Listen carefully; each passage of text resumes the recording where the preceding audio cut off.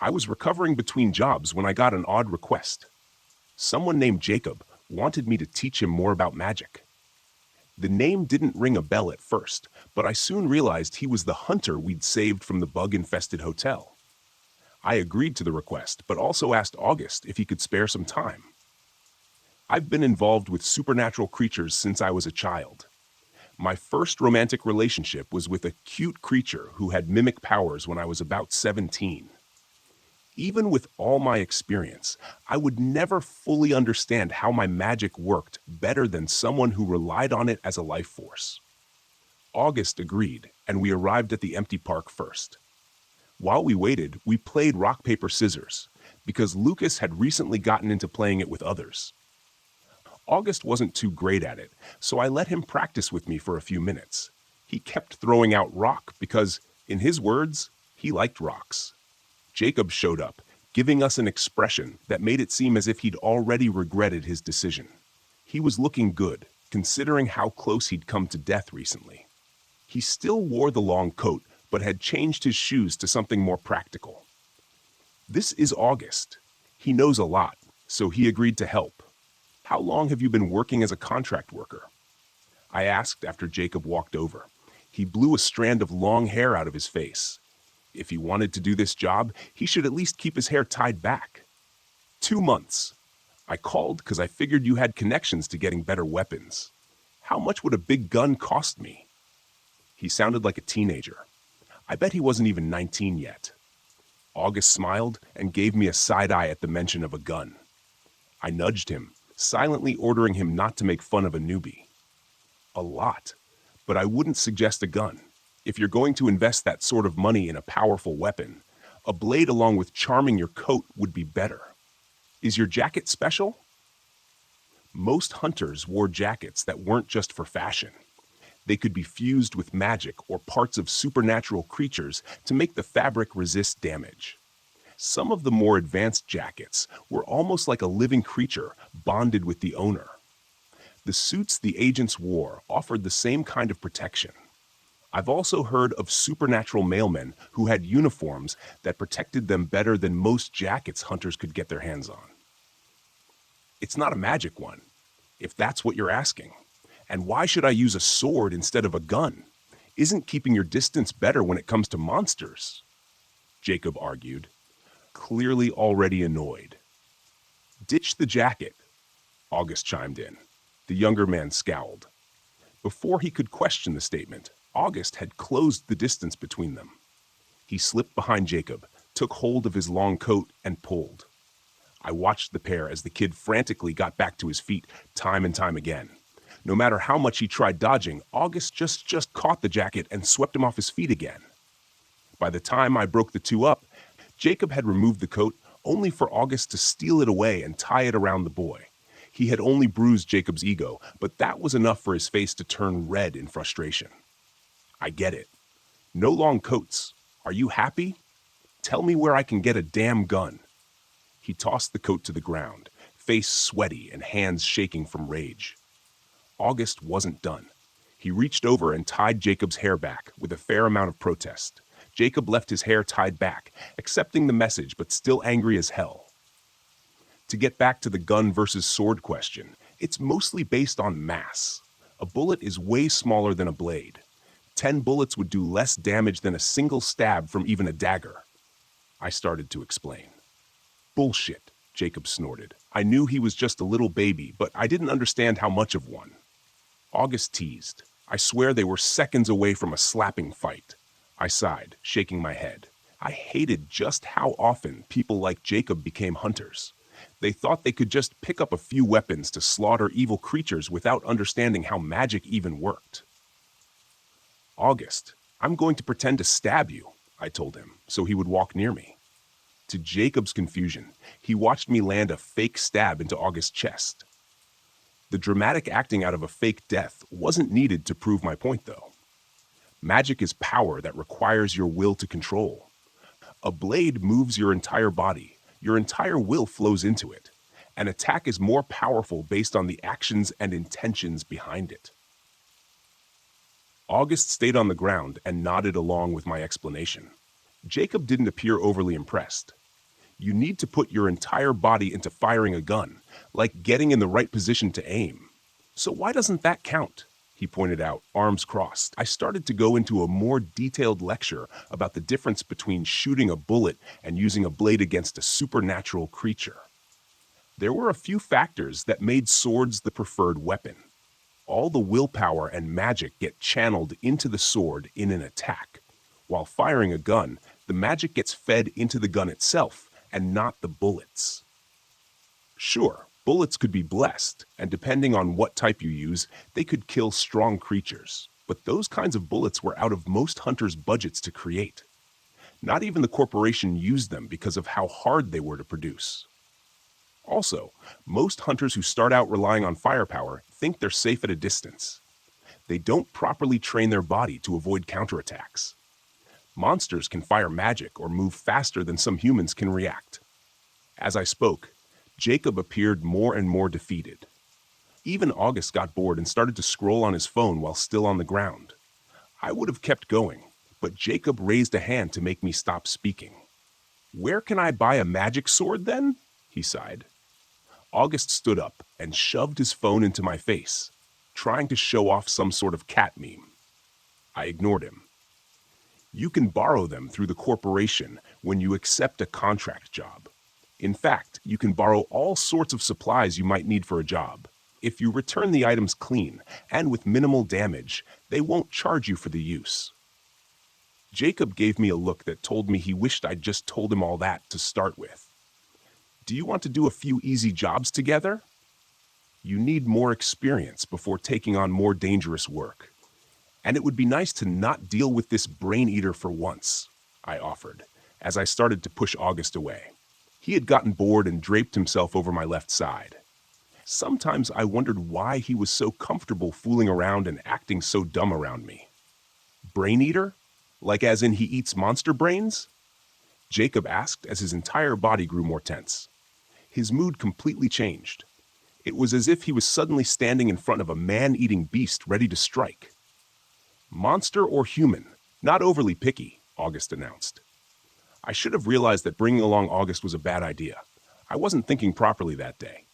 Jacob drew a handgun he'd kept hidden at his waist and fired in our direction. The bullet was weak, and his movements were slower than August's. He raised a hand that transformed into a set of claws, protected with a hard shell. I slightly jumped at the sound, but was more confused than startled. "What the hell is wrong with you?" Jacob shouted in disgust. "He's a monster, and you're that close with him?" I knew hunters hated supernatural creatures and refused to work with them. But I didn't see Jacob as a real hunter because he'd taken in contract work. I just figured he had already worked alongside creatures before. I suppose that was the only difference between a contract worker and a hunter. Contract workers did whatever they needed to be paid. Hunters just wanted to kill supernatural creatures. Partnering up with creatures for jobs is natural in this line of work. "You'll die if you don't," I calmly said. "Are you even still human, siding with them?" he shouted again. Jacob reached up to pull out the hair elastic which August had used to tie back his hair. Utter hatred and rage showed on his face as his wild hair fell. I opened my mouth to defend myself, but no words came. I didn't think that when it came to dealing with supernatural creatures, there were simple black and white answers, as Jacob believed. Almost every contract worker dies because of their job, regardless of whether they accept help with creatures or not. It's your choice to stand by what you think is right and live the life you're comfortable with, August said in an even tone. Jacob made a noise and scooped up his jacket. I called after him, but he stormed off, refusing to even look back. Yes, August was right. Contract workers had a high mortality rate, but Jacob wouldn't last 2 weeks the way he was now. "You could have handled that a bit better," I scolded. "He shot at us. I think I gave him as much respect as he deserved." August shrugged. Something was up with him today. His playful interactions felt almost forced. He didn't carry the same kind of energy as normal. "Oh, please. As if that bullet was actually a threat," I added with a huff. "Why are you so upset over this?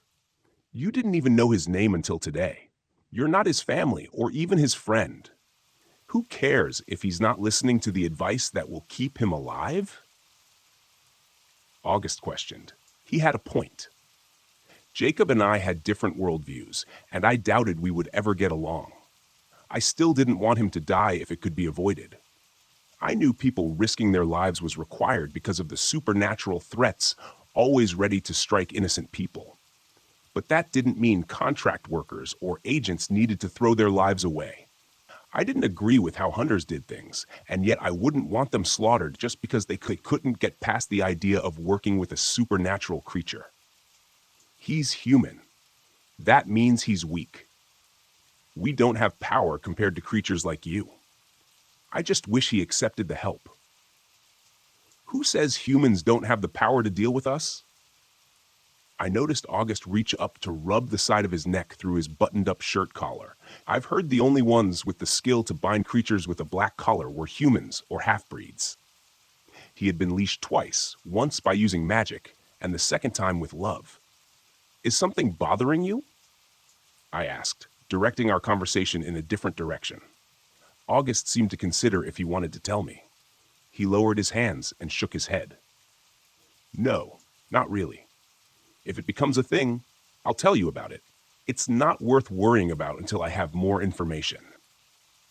What did that mean? I didn't get the chance to ask him because both of our cell phones went off. We checked the message at the same time. August's face brightened seeing what had just been sent through. Want to do a job together? An urgent call came asking for help with an ongoing attack.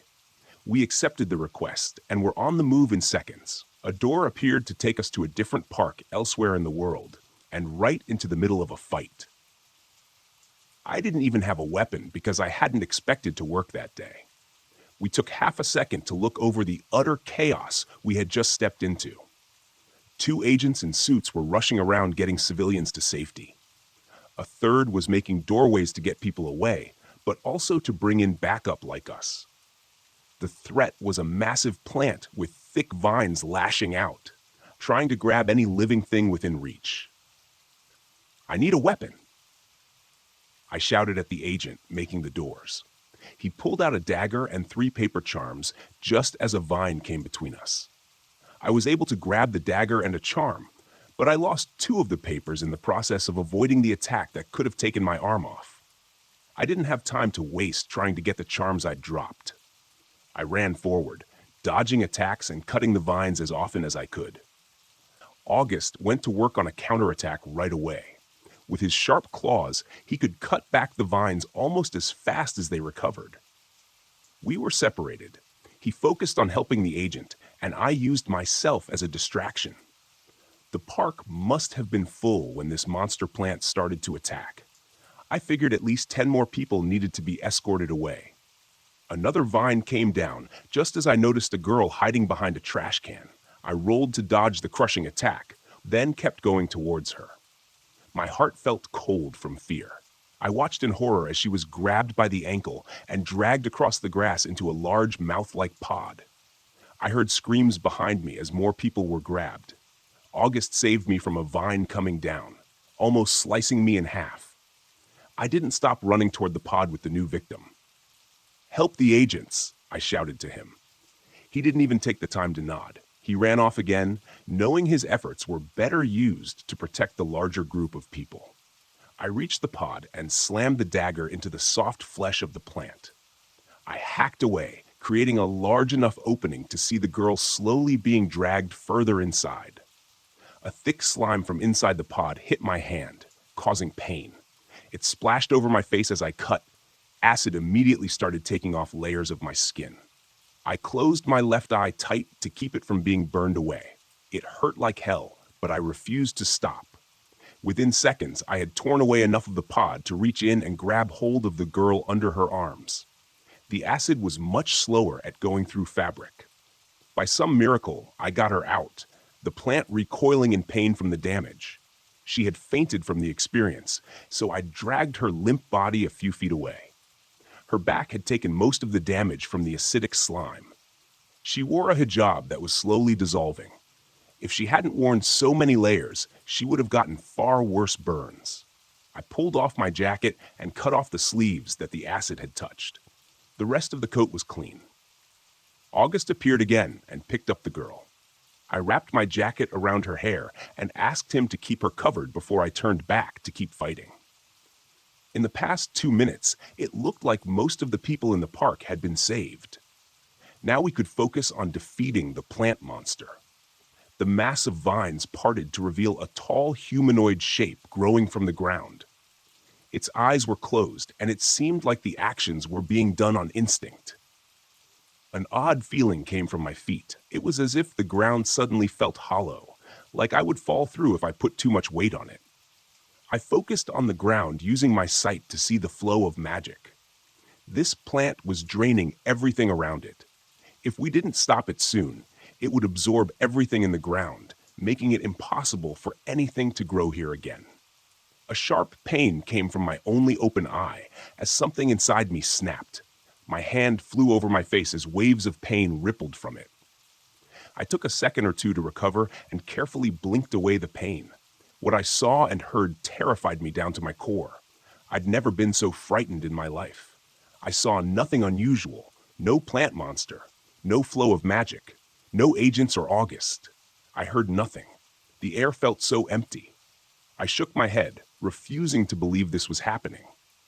I'd stressed out my eyesight before, causing my sight to be blurry, but nothing like this had ever happened. Some humans have no sense of the supernatural. They can't see or interact with magic or creatures, and creatures also don't see them. For a moment, I assumed I'd stressed my eyes so much I lost my sight altogether. It felt like a core part of myself had been ripped away. Slowly, it all started to come back. Hazy at first, then the sounds of the battle returned in full force. I should have been thankful, but since I could see the plant monster again, I knew it could also see me. A vine caught my ankle. It lifted me off the ground and slammed me down so hard I bled out for a few seconds. I heard ribs crack and break. When I opened my eyes again, I was dangling 5 feet above the monster's wide-open mouth, ready to devour me. I dropped my dagger. I was beaten and weak. August and the agents weren't within range to save me. I needed to think. What the hell could I do? I had an idea, but I didn't know if it would work. I took my cell phone out from my jean pocket. Glad I didn't keep it in my jacket. I also kept the paper charm in my pants pocket. I stuck the charm to my phone and threw it toward the open mouth, just as the creature let go of my ankle. The charms are nothing but a bunch of magic inside a spell on paper. More complex ones do different things, but that one was set to explode 3 seconds after sticking. I'd made a makeshift grenade. Somehow, it saved me. The magic blew apart the plant's mouth and throat. August caught me midair and we landed hard on the ground. Now that the plant was weakened, the agents and the backup that had just arrived could take care of the rest. August carefully put me on the ground. I was barely awake. Everything hurt. While the vine had been around my ankle, it had drained my energy. I couldn't even lift my arm. "The girl?" I asked in a weak voice. "She's fine," August told me. For some reason, he used a claw to cut into his palm. I watched in confusion as he started to rub a bloody hand over the acid burns on my arms. I winced in pain, but didn't have the strength to pull away. "My blood neutralizes acid and poisons," he explained. "Gross," I mumbled. "We'll get you to the clinic in a second." At those words, I weakly grabbed at his now dirty button-down shirt. No. Costs too much. No clinic. Just let me sleep. I slumped back to the ground and passed out again. I'd just exploded my phone. I couldn't take a trip to the clinic for some broken ribs and burns if I wanted to afford a new one. I half expected to wake up at the clinic anyway, but I found myself in my own bed. Next to me were piles of fresh rolls of bandages. I was able to sit up enough to look myself over. I was almost a mummy from being wrapped up so tightly in so many of them. I knew these were magic. They sped up healing and would disappear once the magic was used up. I hated to think how expensive all this would be. I heard a noise coming from my apartment. Soon, a person came inside the room. I'd never met them before, but I knew a little about her species. "Oh good, you're awake." "I'm Raru. I took care of you," she said as she pulled a chair over and sat next to my bed. Her body looked like it was made of pastel purple jello. Their species didn't really have a name, but most people called them slimes.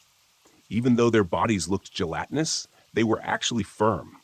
From what I'd heard, they were on the weaker side magic-wise, but could quickly learn skills. For a while, they had been used for less than desirable things. Now, they were starting to be treated much better and worked hard to get respectable jobs. Thank you. Did August hire you? I asked, wondering how much I'd need to pay him back. Yes, I'm training to be a nurse and just need to complete my volunteer hours. All the treatment I did won't cost you anything, because you're doing me a favor by letting me work on you. But I only worked on everything above the waist. I understand how people feel about my kind, and you weren't awake to consent to anything else that might have made you uncomfortable. Raru fidgeted in her seat. Her hair was made of the same material as the rest of her body, but she styled it into a short bob. She wore plain blue scrubs that matched her profession. I felt bad that she was trying so hard, but some people would never see past her species. The slime creatures were a recently created race. At first, they weren't sentient. They were dolls that could do simple tasks, so you can imagine what they were used for. You're a nurse, and I trust you. But thank you for considering that, I said. Her face turned into a smile. I knew she was going to make a great nurse, or doctor. I thanked her again, and she got ready to leave. We went over how long I needed to rest, when to put on new bandages, and things like that. She also told me August had dropped off a new phone for me. He had already put in his contact information and even made my lock screen a very cute photo of Lucas, which I changed. I did love that kid, but I wasn't related to him. People might think it was weird to have a photo of an unrelated child on my phone screen like that.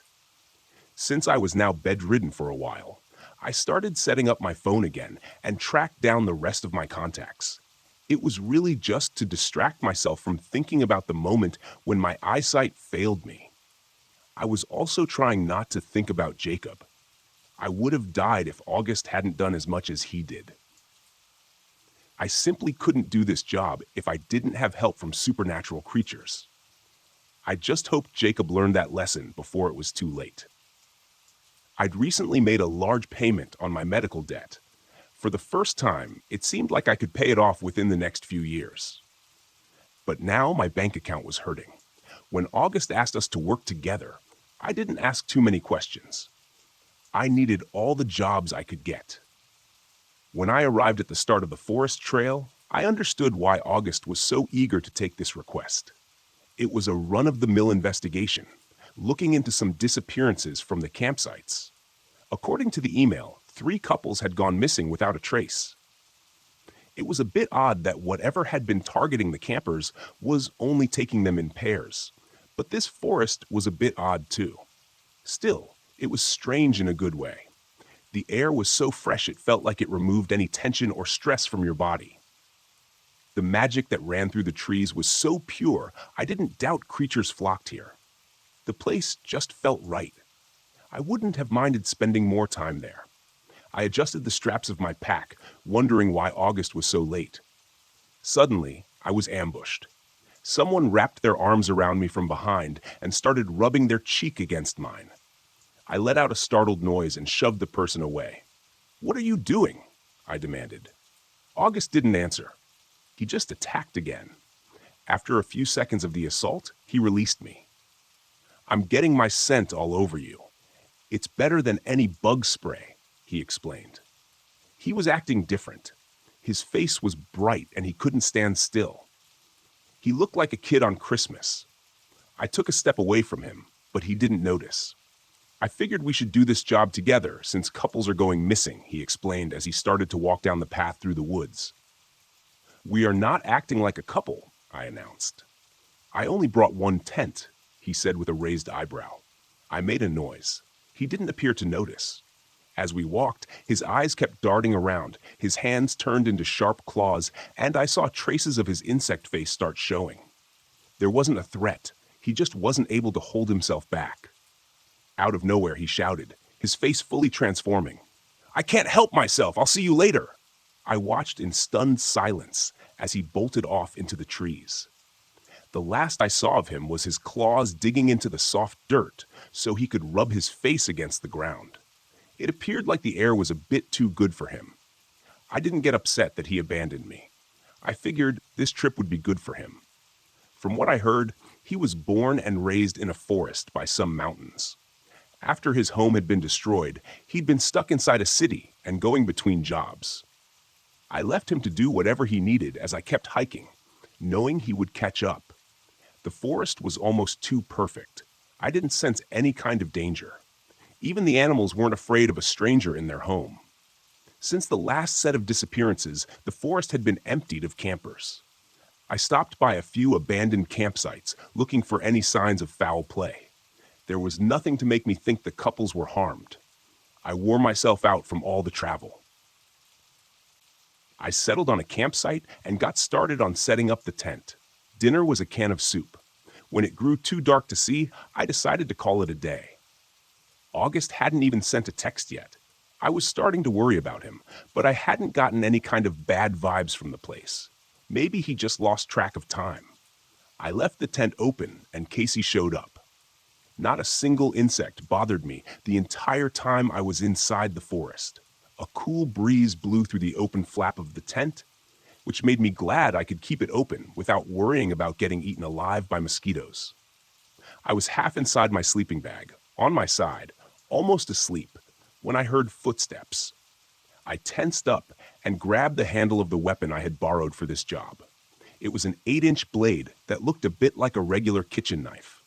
Listening while I kept my eyes closed, I waited for the person to get closer. "Are you asleep?" I let myself relax a little when I heard August speak, but something might be copying his voice. I opened my eyes a crack to peek out of the tent and saw his figure in the dark. I could easily tell it was him. Masking what your magic feels like is a very hard thing to do. I closed my eyes again as I listened to him climb into the tent. I expected him to get settled into the sleeping bag I'd set up beside me, but he didn't.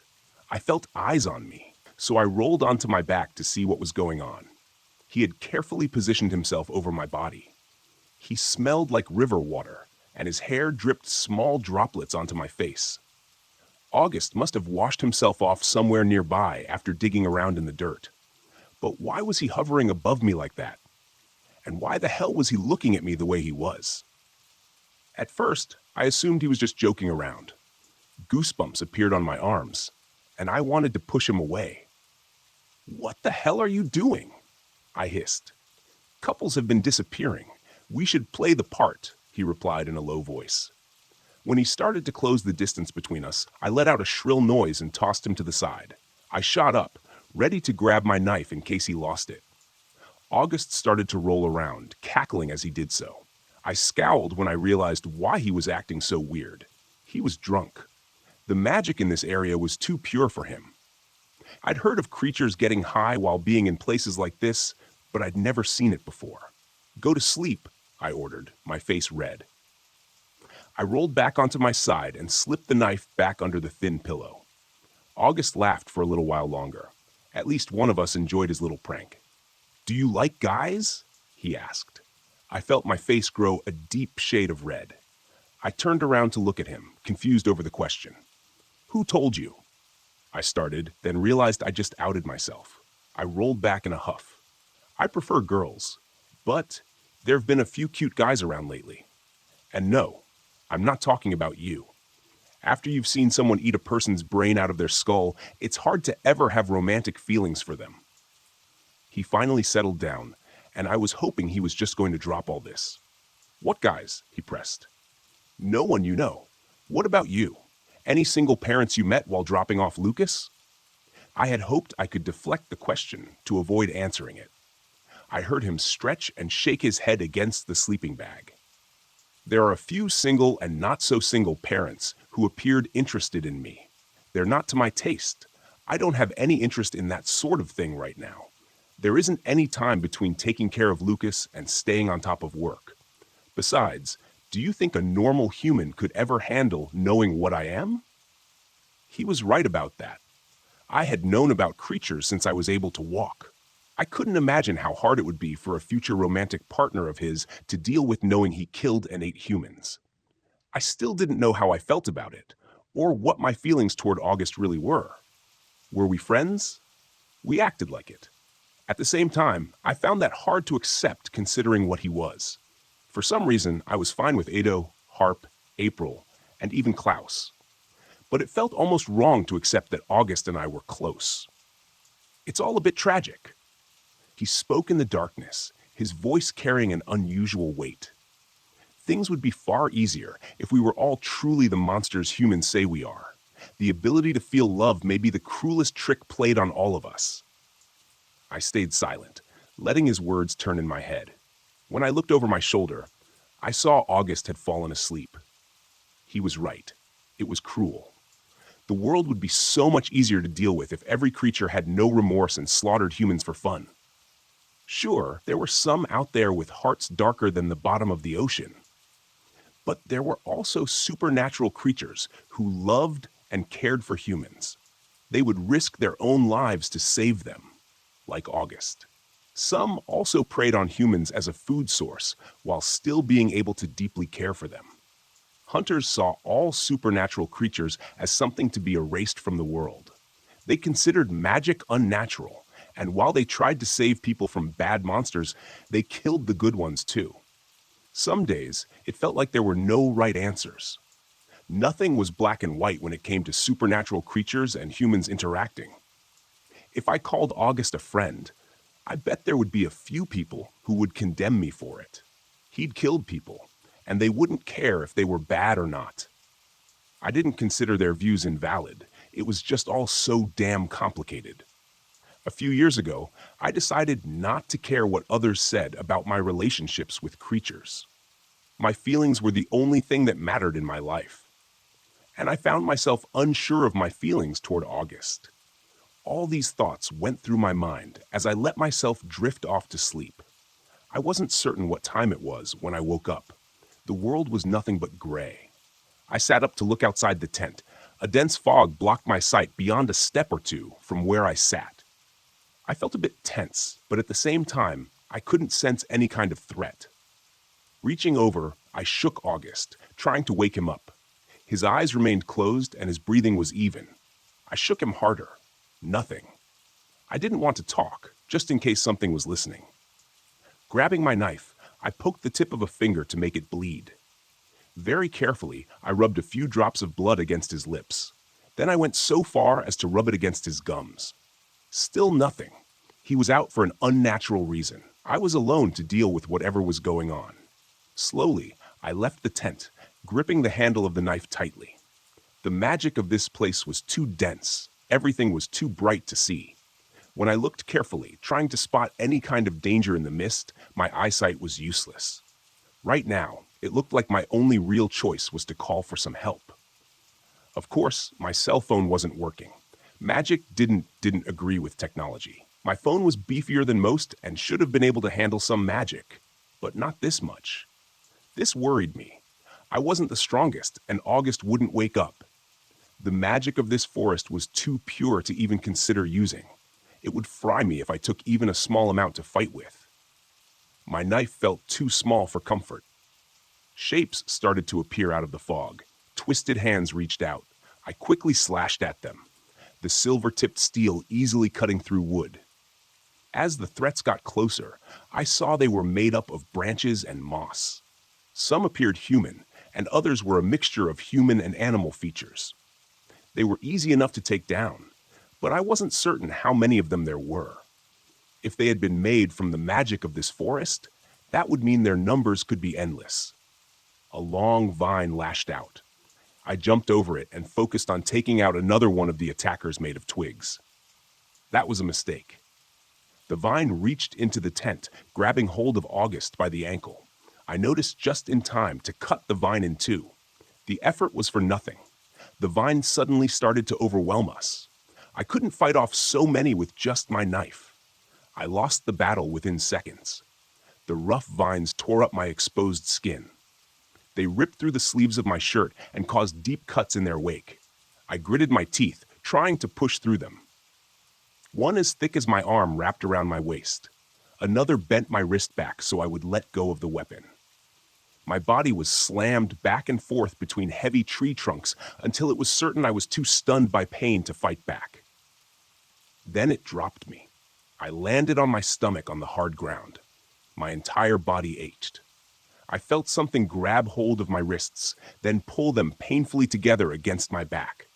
No matter how much I struggled, I couldn't get my hands free or even lift my body off the ground. I looked up, expecting to see those monsters start attacking, but instead, I saw something much more terrifying. All the sound stopped. The air grew so heavy it nearly suffocated me. My body started to tremble on its own. Another figure started walking closer at a slow pace. Each step made my heart beat faster. I didn't need my sight to see the massive amount of magic it carried. Forests with a large flow of magic almost gain a personality.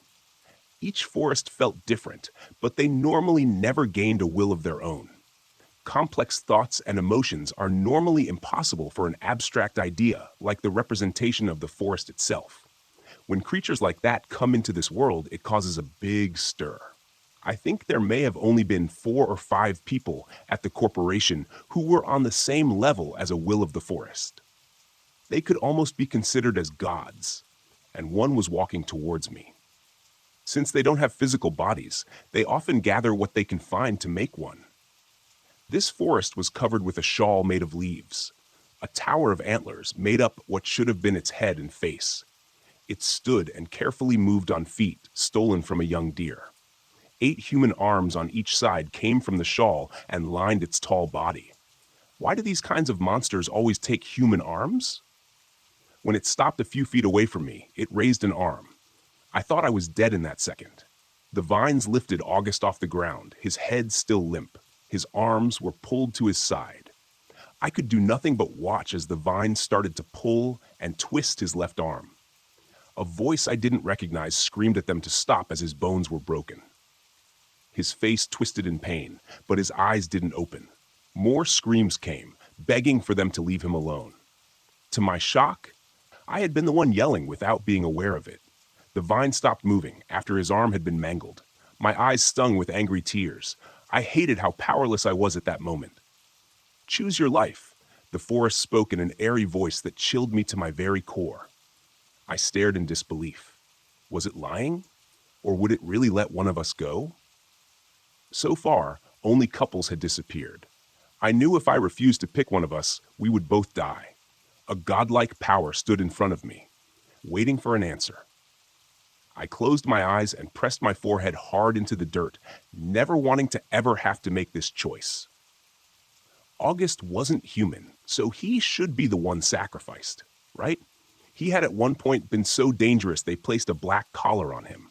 He'd killed and eaten humans. He would have killed me when we first met if he'd gotten the chance. He was a monster who loved his son. I hit my forehead against the ground, trying not to think about that. I would die if I let myself think anything positive about him. But those thoughts didn't stop. He was the best person to raise Lucas, regardless of not being human. No matter what sins he had committed in the past, an innocent boy shouldn't go without his adopted father. All the stupid jokes and smiles came rushing through my mind, no matter how hard I tried to block them out. How did I feel about him? What were we to each other? At this rate, I should be the one to give up my life. I had nothing but a mountain of medical debt, no family, and only a few friends who could easily move on when I was gone. I was nothing. Not a soul would miss me. I gritted my teeth, thinking back to 2 years ago. My partner had given her life for me. I'm still trying to get back on my feet. She would be insulted if I gave up now. I opened my eyes again to look around at my surroundings. Vines were ready and waiting to attack if I moved. More of those branch monsters also waited. My knife was directly in front of my face, but my hands were still bound. August wouldn't wake up, and we were facing a forest with more power than anything I'd ever dealt with, combined. "Time's up. Pick yours or his," the forest spoke again. I had no chance of beating this thing. If we were both going to die, I wasn't going to let it kill me without at least doing something. "Neither," I hissed. I sat up enough to bite down on the handle of the knife. It took in magic and forced it through my jaw to make it clamp down and stay shut. Saying that hurt was an understatement. I then took a huge risk, dispelling the magic around us. It's a basic trick of enforcing your will outward to push the power around your body away. If you don't have enough power behind the request, the magic in the air explodes. My luck held out. The power forced back the vines and creatures, but not the forest. The effort burned every cell in my body. There was a reason why people didn't use that trick very often. I needed to act fast before the creatures recovered. Using raw magic had massive drawbacks. I gathered some from the ground and focused it on the bottom of my left foot. Using that power, I kicked off the ground. It was basically an explosion. Yes, I jumped 8 feet off the ground, but it caused all the bones in my left foot to shatter, and I was going to do the same thing to my right foot. I spun, so I was now facing the ground. As my right foot hit a branch, I used double the power to kick off the branch and downward toward the forest. Staring up at my actions, if I lived through this, it would take a lot of magic just so I could use my foot again. I came down hard, driving everything I had into sinking the blade into the mess of antlers that made up the face of the forest. I landed painfully on the ground, the knife still buried in the creature's face. Rolling on my back, I took stock of how I was doing. Both feet had been shattered. My jaw ached. My hands were still bound. Every ounce of my body ached. Oh, and the forest was removing the knife from its face as if it was nothing. Great. I was going to die, and I didn't even make a scratch. Do you love him? The airy voices whispered. I was about to pass out. My body was at the end of its limits. I slowly shook my head, wondering if our deaths would be swift. I don't know how I feel about him, I said, voice rough. The antlers held no expression, but to me, they appeared confused. He's done some good things. He's done some bad things. I'm worried I'll become a bad person if we become friends. It's like, I don't care about the bad stuff, you know? It's just hard to explain, and I don't understand it myself. I feel like his good side is too good for me. Being human and interacting with creatures is so damn frustrating. I doubted this creature had ever received such a weird answer to a simple question. Regardless, I didn't pick either option, so that meant it was the end for us. I let my eyes close, wanting an easy and quiet death. I woke up with droplets of rain hitting my face. I hurt just as much as before. The world appeared gray, but the fog had lifted. August was sitting next to me, knees up to his chest, a confused smile on his face. Something happened? He asked. He looked fine. His arm had healed without any issues, most likely because of the pure air of the forest. I wished I was that lucky.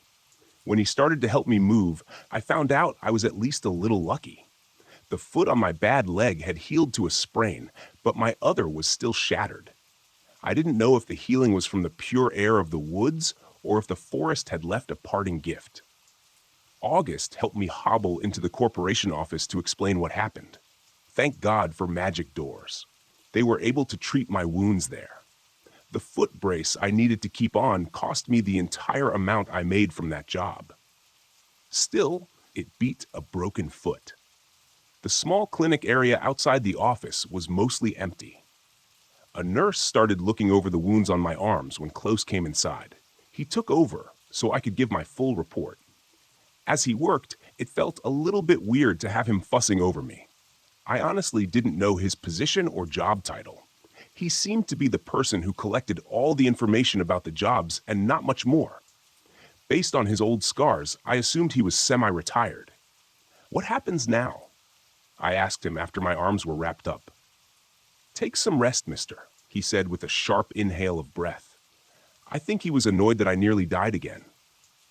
You know what I mean, I pressed. He leaned back in the chair, arms crossed, and let out a large sigh. You already know. We'll do whatever we can to ensure couples don't camp inside that park. If the forest switches who it targets, we'll deal with it then, he admitted. I wanted to be angry, but I felt too damn tired. That was it. The families of the people who went missing wouldn't get closure because the creature who killed their loved ones was too powerful to deal with. This sort of thing happens far too often. I shouldn't have been upset about it, but I was. Why did it let us go? I asked, honestly confused why I was still alive. Well, that's an easy answer. You're amusing, Klaus said, flashing a smile. I frowned, not liking his answer. No, really. If we know, then maybe someone else could be saved, I pointed out. He shrugged, shaking his head. Who knows why some creatures do what they do? Could be a complex reason humans may never understand, or just because they felt like it. That's what makes this job so damn hard. Either way, you're alive, August gets to go home to see his son, and we're all thankful for the positive outcome. I don't get to see enough people coming back safe. There's a reason why these beds are empty. I felt my stomach drop at his words. I was the only one getting medical treatment at that moment. I almost felt guilty for complaining as much as I did. Klaus stood up and made me promise to get some rest, and to also watch out for August. He'd heard I broke a few bones, and was convinced that eating hard-boiled eggs with the shell was a way to get them to heal faster. I prayed Lucas never got sick or hurt because of how well-meaning and misinformed his adopted father could be. I could walk around with the magic foot brace, but for once, I listened and stayed in bed to rest. I hated being in one spot, though. The idea of that forest being free to take any victims it pleased bothered me. I hated how powerless I was. But that's how things were with magic. More experience meant more strength. Humans simply didn't live long enough to compete against monsters. I should just be glad I was still alive after everything. While on bed rest, I called Ido to see how his jobs were going. He was fairly busy, so we couldn't see each other, but at least talking to him helped me get my mind off a few things. Until the next job.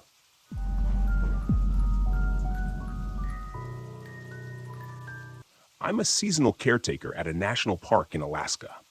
I won't say which one because I still value my job, and I've been warned by my employers to keep my mouth shut about anything unusual I've seen during my time here. That being said, there are some very strange things that I've seen over the last 4 years, and I figured I'd share some with you. You may not even be aware of what a seasonal caretaker is, and that's completely understandable. Generally, it's not that exciting, if I'm being honest. I start my season when the park is closed for the winter, and it's my responsibility to make sure that the various cabins and public buildings are maintained and that the snow is kept cleared from the roofs to prevent any damage, that sort of thing. It's a lonely job, and if you're a people person, it's probably not for you. It takes a bit of an odd duck to willingly put themselves into exile for 3 months at a time, knowing that there's no way out until the snow begins to melt and the plows can start clearing some of the access roads that lead out to my cabin. I do have a snowmobile that I can use to take the 3-hour trip to the nearest ranger station if I need to, but it's not like a quick trip to the corner store. It's just fine for me, though.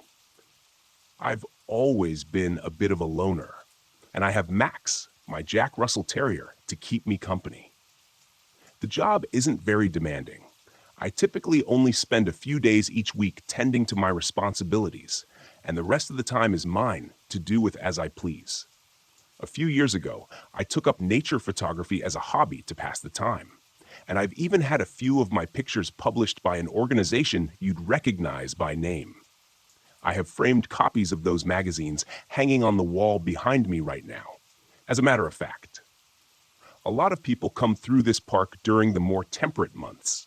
It's probably one of the most popular places for outdoorsy folks to explore in this region of Alaska. In the winter months, however, it's completely deserted, except for a few lonely ranger stations and the like. I'll go for weeks at a time without seeing a soul, and the only person I speak with any regularity is my ranger buddy. We'll call him Rick, who I check in with a few times a week on the radio. Aside from that, it's just me and Max. I'm not sure how best to go about telling you about some of the things I've seen up here in the dark, frozen days of winter, so I'll just dive right in and tell you about the shades. At least, that's what I call them when I'm talking to myself. I have no idea what they really are, but when the winter storms are blowing strong against my shuttered cabin windows and the visibility in the snow and dim light is next to nothing, you'll see them. It's almost like looking at someone moving behind a pane of frosted glass, all indistinct and shadowy. At first, I just thought my mind was playing tricks on me, finding patterns in the chaotic static of all that falling snow. But then I started hearing them as well, like murmurings, just loud enough to hear over the howl of the wind, but too quiet to recognize as any sort of intelligent speech. It's enough to set you on edge, I can tell you that much. They tend to only show up during a heavy snowstorm, and the fiercer the storm, the closer they'll come to the cabin. It's gotten to the point where I'll make sure I've locked all my doors and windows long before nightfall if I know there's a storm coming. One time, during an especially nasty blizzard, I could actually hear them moving around my cabin, like some sort of nightmare parade. That night was bad. At one point, I actually saw and heard the doorknob on my front door turning, all slow and deliberate, accompanied by what sounded like soft scratching on the wooden surface. The worst of it, and I'll swear on a stack of Bibles that it's the truth, was the faint whispering that kept calling my name just on the other side of the door. That went on for an hour or more. Even now, if I close my eyes, I can still hear that cold, hollow voice. It's what I imagine a person would sound like if their soul were ripped from their body. I suppose I'm being a little overly dramatic, but it's the only way I can describe it. Alive, but also lifeless. I don't know a better way to explain it. No reason to dwell on it, I guess. I will say that I'm not sure what would have happened if I hadn't remembered to throw the deadbolt that night. I'm not interested in finding out. But thinking about it makes me anxious. I mentioned it to Rick the next day, after the storm had quieted and I could get a radio signal out. I expected him to laugh at me for letting myself get all spooked by the dark, but he didn't. He very calmly and firmly told me that it was better not to talk about them at all, and to just make sure I kept myself locked up nice and tight when the heavy snowstorms came. I tried to prod him for more information, but he just refused to elaborate any further. The only thing he would add was that not everything sleeps when winter comes on up here. I have to admit, he creeped me out even more with that little zinger. He definitely knows something about them, and I'm going to try to pin him down one day and get more information. The next thing on the list is the car graveyard. I kid you not, if you explore far enough off the beaten trail out here, chances are pretty good you'll find one. A car or truck just inexplicably deposited in the middle of backwater Alaska. Like that makes any sense at all. The first one I ever saw was an early 2000s BMW coupe, looking like it was just off the showroom floor. Except for the fact that half of it was embedded in an old spruce that had probably stood there since before cars even existed. It almost looked like the tree had grown around the car, or maybe the car had been interposed into the tree. I don't know how it's possible. I just know that it was there. I've seen a few of them during my time here, sometimes trapped in the trees like that BMW, and sometimes just sitting in the middle of an open space of ground. Every one of them looked like they were fresh off the road, and none of them had any logical way they could have gotten out there, even without the whole stuck in the trees part. The most unnerving thing about the cars, though, is the clothing.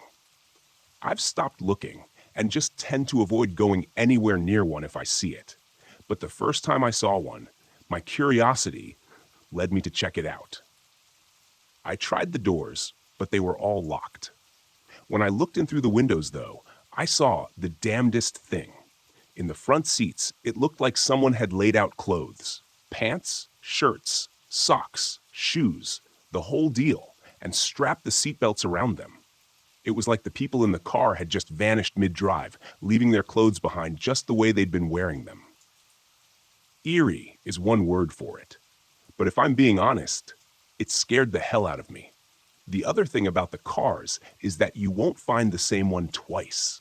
When I saw that first BMW, I came back out the next day with my camera to take a picture of it. But it wasn't there anymore. I thought I'd simply forgotten where it was, or I'd gotten turned around. But then I saw my boot prints in the snow from the day prior, and I knew I was in the right spot. I tried to report this to the rangers as well, but Rick told me they wouldn't even send someone out to investigate them anymore. By the time anyone got there, they'd be gone. Apparently, reports of this sort of thing have been coming in periodically over the last 20 or 30 years, and nobody knows anything about them. He did tell me that one of the rangers had found one once, a school bus from Texas, if you can believe that. In each of the rows of seats were piles of empty clothes, with the exception of the driver. The ranger that found it said the driver was sort of there, but not really, almost like a blurry hologram frozen in time. He said the driver, an elderly man, looked like he was frozen in some terrified scream, all wide-eyed and gaping-mouthed. The ranger tried to get into the bus using the rear emergency door, but when he got the door open, a loud buzzing sound filled his ears, and a high-frequency vibration ran through his body like an electric shock. He said the closer he got, the more intense the sound and sensation became. Before he could take even a step inside the bus, it grew so strong that he thought he was going to pass out. The best he could describe it was like when you have two strong opposing magnets that you're trying to push together. The more you push, the stronger the resistance becomes. He said it was almost like the universe was somehow keeping him out of that bus, like he didn't belong in it. He stumbled away from it and spent the next day in bed, sicker than a dog.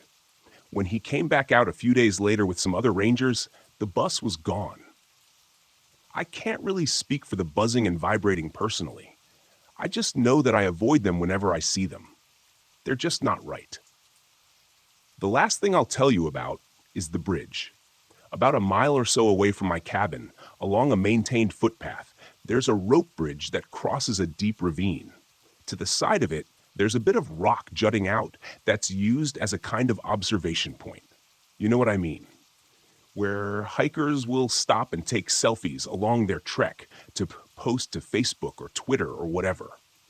The Parks Department even went through the trouble of installing handrails along the edge of it to prevent anyone from falling to their death. Of course, there aren't any hikers here during the winter season. The park is technically closed, and all roads leading into the area are blocked by chains to prevent anyone from driving in and getting into trouble with no possibility of rescue. I hike down that path probably once a week, looking for new photo opportunities to occupy my time. It's a beautiful walk, and the whole landscape seems so crisp and fresh without people tromping all over it. I've gotten some incredible shots of the bridge, but I don't dare step onto it when it's this cold. The boards are constantly frozen and slick with ice. I'm pretty sure it wouldn't take much of a misstep to fall on my ass and slide out from under the waist-high rope handholds. I'd be falling 200 feet to the rocks below before I even realized what was happening. Here's the weird part, though. Invariably, when I reach that bridge, I'll find multiple sets of footprints leading up the rocky outcropping, but none of them leading away from it. They come from all different directions, some from the path and others straight out from the trees, but they all seem to stop at the edge of the ravine. They're various sizes and stride lengths, some of them very small and others so large they have to have been made by some massive hulk of a person. The first time I saw them, I was afraid that some trespassers had gotten too close to the edge and fallen over. But when I spent the better part of a day making my way carefully to the floor of the ravine, I couldn't find any sign that anyone had been there besides me. I'll be the first to admit that I'm no tracker, but even I can tell when footprints in fresh snow lead to a place and don't return. I've walked out onto that outcropping myself once to see if I could figure out where all these people had gone. Maybe there was a hidden path that I wasn't seeing. But the moment my foot touched that stone, my head began to throb like I was suffering from the worst hangover I'd ever had. When I staggered back from it, the pain disappeared like it had never been there, and I was left with a pretty insistent nosebleed for the rest of the afternoon as my only souvenir. I didn't try again. Max won't even go anywhere near it. He'll start whining as we start approaching that part of the trail. Mind you, This is a dog that I've had to wrestle inside the cabin on multiple occasions because he's so incensed that a pack of wolves dared wander too close to his territory. For all of his small stature, he doesn't seem to have the self-preservation gene that tells him when he should be afraid of something. But not the Overlook, though. That's a different story altogether. Even Max has his limits, I guess. I have more stories, but I'm getting a little tired, and it's about time for me to get some sleep. Tomorrow, I need to head out to the cabins by the frozen lake and make sure the roofs are clear. I'll write a bit more later. Next time, I'll tell you about the dead bears. That's a strange one. Hey all, it's me again. First of all, wow, I didn't expect this sort of response. Thanks for all the great feedback on my previous post. Honestly, I wasn't sure how interested anyone would be in some of the things going on out here, and I was more than a little surprised when I got back to my cabin yesterday and saw the responses. Before I get rolling with some more experiences I've had out here, I just wanted to address a few questions or comments that folks made on my last update. Someone suggested that I should try to capture the shades with my camera. That's a good suggestion, and I've already tried that on a couple of occasions. The issue I've run into is that because of the darkness and the snow, I really only have two options. Either use a flash or some other light source, or else use a long shutter speed on my camera. Even though I was pretty sure neither one would work, I've actually tried both methods. Unfortunately, as anyone who has driven in a snowstorm can attest, snow is great at reflecting light, which is why you can't use your high beams when driving in it. The light just reflects off the snow and back into your eyes, effectively blinding you. My results using this method were about what you'd expect. Nothing but a complete whiteout in the captured images. Using a slow shutter speed didn't yield any better result at all. All I got were images of completely incomprehensible motion blurs. I suppose there are probably better camera rigs out there that may be able to overcome some of these challenges, but I don't know of them. Even if they do exist, they're probably well outside my budget. The National Park Service doesn't exactly pay seasonal caretakers in gold bullion. There was also a concern that even though I'm trying to remain anonymous, I've given away enough details about myself that my employers could easily identify me. Don't worry about that. Firstly, there are more than 20 national parks in Alaska, covering over 50 million acres of land. Believe it or not, it actually contains the majority of the national parkland in the entire United States, something like 65% of it. As you can imagine, there are a lot of folks spread out across the state doing similar jobs to mine. It's hard to envision exactly how expansive Alaska is and how much of it is covered with stark wilderness until you've been here and seen it for yourself. I guess I didn't have the faintest clue before I got here from the lower 48. The bottom line is that it's pretty unlikely anyone from the NPS will be able to identify me from what I've told you about myself. If they do, I guess we'll cross that bridge then. Finally, someone asked me about the license plates I've seen on some of the vehicles that mysteriously appear out here in the wilderness, and whether they were all from one area or from all over. I've previously mentioned that I tend to avoid them if I come across them anymore. But I can tell you that the first car I ran across, the BMW, had a European-style license plate on the front. I assumed at the time it was just one of those trendy plates that folks in the US sometimes put on the front of their European cars for decoration. But it's possible that it was legitimately from somewhere in Europe. I'm not sure. I recall that it was white and blue, but beyond that, I don't remember much about it. Of course, the bus that the ranger found had Texas plates on it, but I don't know about any others. Sorry. Okay, so now that I've cleared those points up, let's dive into some of the other things going on out here. Since I mentioned it in the previous post, I'll start off with the bears. So you probably know this, but Alaska has some of the largest and most dangerous bears in the entire world. Fortunately, the Kodiak and the polar bear aren't generally found inland up here, but we still have more than our fair share of grizzlies and large black bears, both of which are apex predators and will make quick work of the unwary or unprepared. Now, since my contract covers the colder winter months, most of these bears are hibernating during my time here. That being said, not all bears hibernate, especially if they're in an area of plentiful food supply.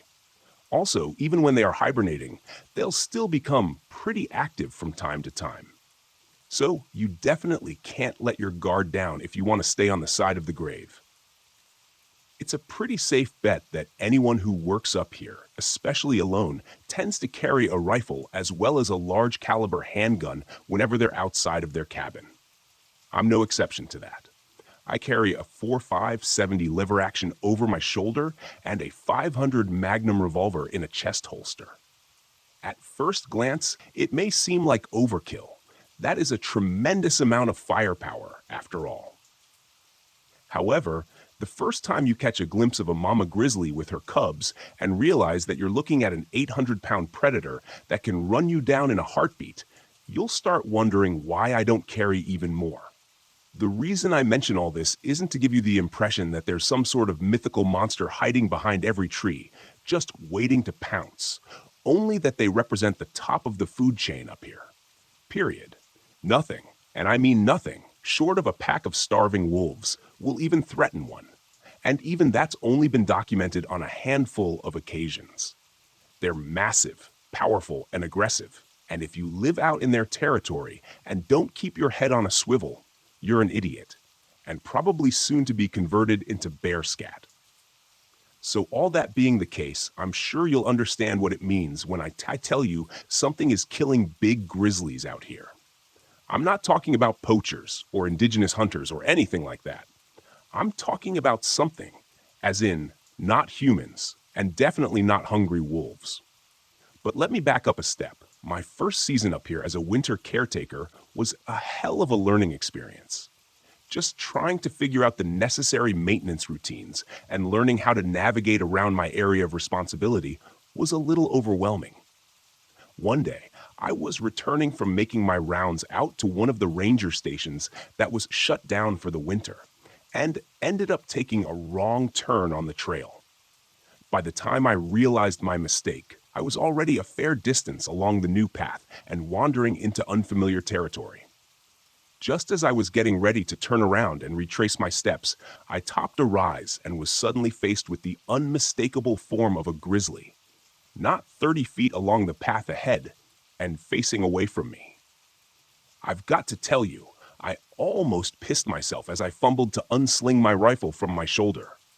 It's a damn good thing I didn't actually need it at that moment, because I discovered to my dismay that I had stupidly slung my shoulder pack over top of the rifle sling, effectively trapping it against my body. Stupidity and complacency are what get you killed out here, folks. And I could have been a perfect example of both at that moment. As it turns out, the bear wasn't moving. It was just standing there, perfectly still, its hindquarters facing me.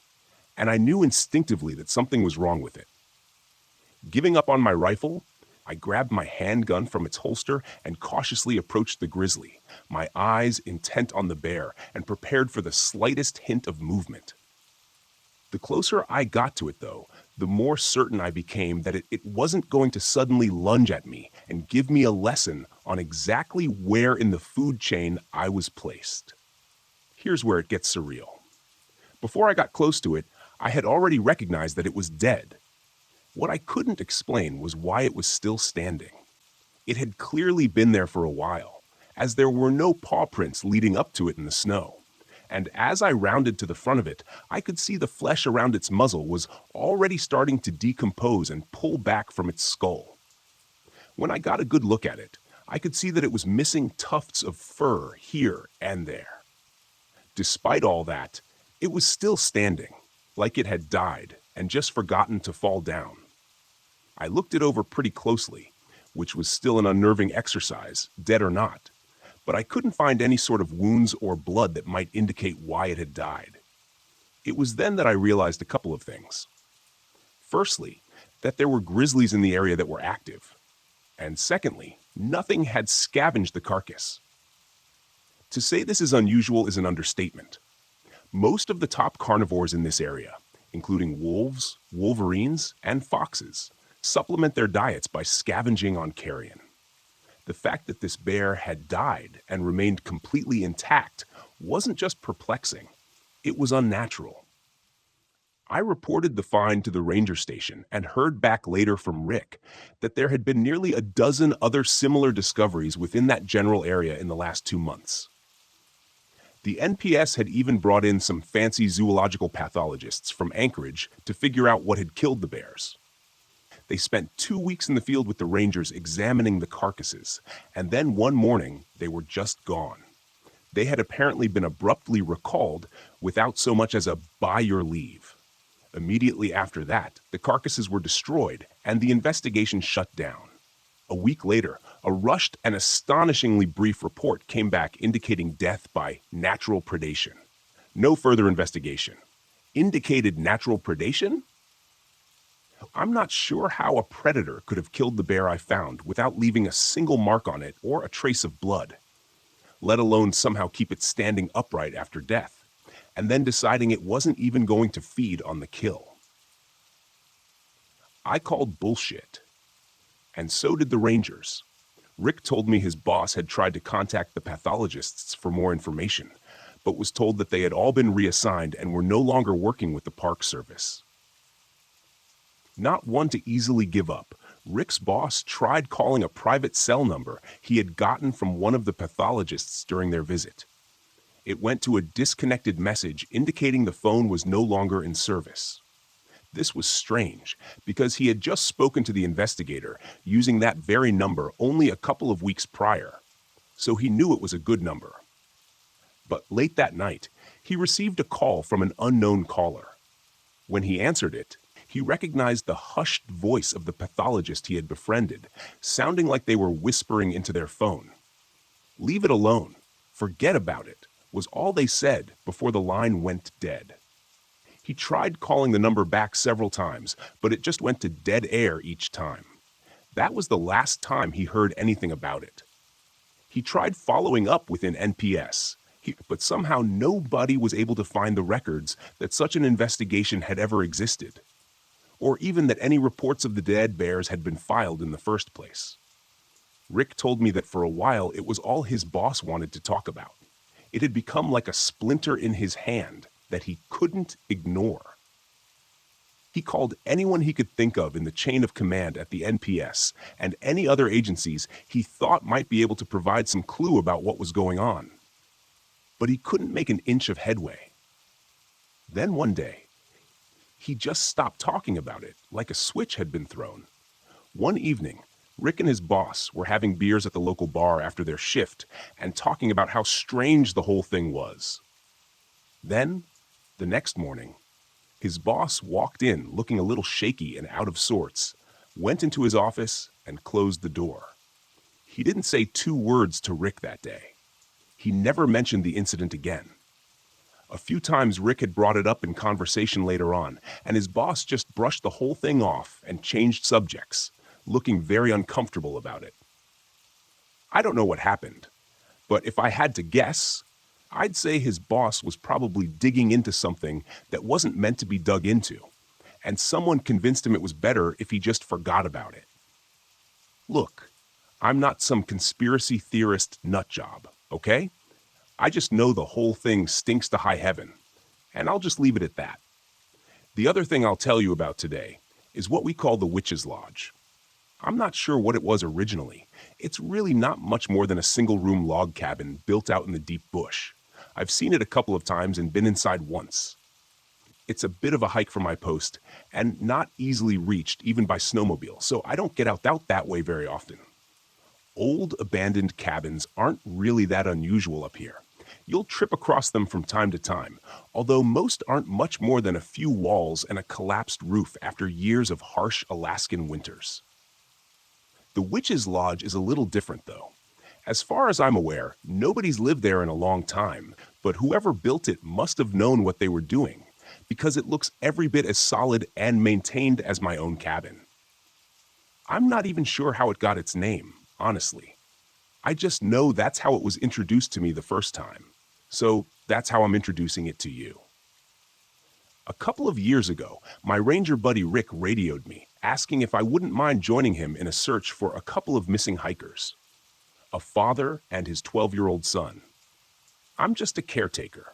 I don't normally participate in ranger or search and rescue related activities, but apparently there wasn't anyone else available to accompany him that day. He had gotten a lead that the hikers may have been heading into my section of the park. In search and rescue efforts, especially during the dark Alaskan winters, finding someone quickly is critical if you want to find them alive. So he wanted to follow up on it sooner rather than later. Of course, I couldn't exactly refuse to help him, especially not when one of them was just a kid. A couple of hours later, I found myself trailing behind him through the knee-deep snow. We moved along a semi-familiar path for a while before turning left at a fork and starting along another trail I wasn't familiar with.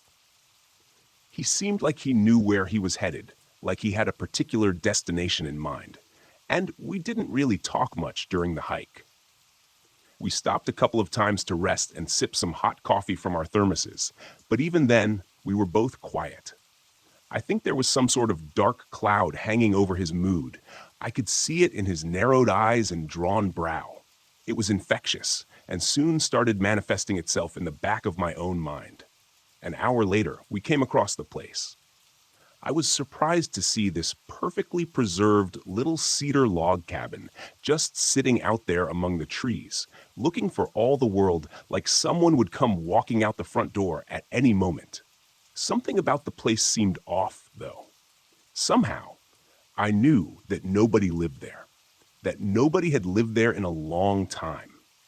I can't explain it, but in that moment, I had this strange feeling that we weren't welcome there, like something was telling me to turn around and head back while I still could. Before I had a chance to open my mouth about it, Rick turned to me and pointed toward the closed front door, where I could clearly see boot prints at its threshold. "Come on," he said over the wind that had just blown up, and I could see the grim set to his expression before he turned away and started toward the door. I noticed that he had drawn his handgun, so I did the same, though I had no idea why. We reached the entryway to the cabin. He put his hand on the latch. Before he lifted it, he paused and looked back at me with that same dark expression. "We're going to have to look inside," he said. "There's nothing to be found in there? Fine. Just turn around and head back to your cabin for a couple glasses of whiskey by the fire. Maybe the other groups will find them." "But—" His eyes fixed hard on mine. "If we find anyone other than that idiot hiker and his kid inside, we're not going to look at them, and we're not going to say a single word to them. Understand? Even if they talk to us first." I nodded at him, more confused than anything else, but that wasn't good enough. "I need you to say it, John, to make sure you understand what I'm telling you," he said, and the set of his eyes was so serious and determined that I repeated his instructions back to him without a second thought. When I did, he gave a brief nod and lifted the latch, pushing the door inward. We stepped through the doorway and into the darkened room beyond. As soon as we did, I was overwhelmed by the stench of decay, mixed with the strong scent of herbs and something else, something sickly riding just under the surface of it. My eyes had just started to adjust to the dim light of the interior, and I was able to make out the sparse furnishings of the room, an old rickety table with a solitary low-back chair in front of a cold stone fireplace along the far wall. I thought I could just make out a cot, but I couldn't be sure. "Damn it, it's happened again," Rick said, almost under his breath, and the tone of warning in his voice drew my attention immediately. I turned to find him kneeling next to the desiccated husk of a man's body, dressed in gray snow pants and a red down jacket, slumped back against the wall. It looked like it had been there for years, and I stumbled backwards in shock without realizing it. "What the hell?" I exclaimed, not really knowing what else to say. Rick picked up something that was resting on the floor near the man's skeletal hand, looked briefly around the room, and then nodded to the door. "Time to go. I'll let the search and rescue team know we found the hikers," he said. I was more than a little confused. The body we were looking at was almost mummified. It had clearly been there a long time, and I told him as much, not to mention the fact that there was only one of them. If it was possible that this was the father, that still meant the son was somewhere out there. "It's too late, John," was all he said, pressing something into my hands as he passed me and stepped out the door. I looked down and realized I was holding a small notebook, the kind a person might keep in their pocket, just in case they needed to write something down. Numbly, I flipped it open. It was mostly empty, except for the first 2 pages, which were scrawled in sloppy cursive and pencil. I don't have it anymore, so this is as well as I remember it, but it should be close enough that you get the gist of it. We found her cabin. God, I wish we hadn't. Nathan's gone. She took him. I've been wandering around in here for days, but I can't find my way out. I haven't seen Nathan or her since that first day. My boy is gone. How can I not find my way out? What's happening? I can hear her whispers taunting me, but it's always just a little further forward, around the next corner. I don't understand any of this. I'm so sorry. As it turns out, we did end up heading back to my cabin. Rick radioed the search and rescue team that he found the hikers in the log, and the person on the other end paused a long moment before replying with a simple acknowledgement. No questions. Nothing else. Just acknowledged Rick. We didn't say much to each other that night. We just sat in front of my fire and drank the rest of my Jameson until we both passed out.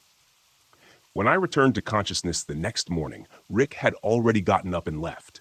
We haven't spoken about it since that day.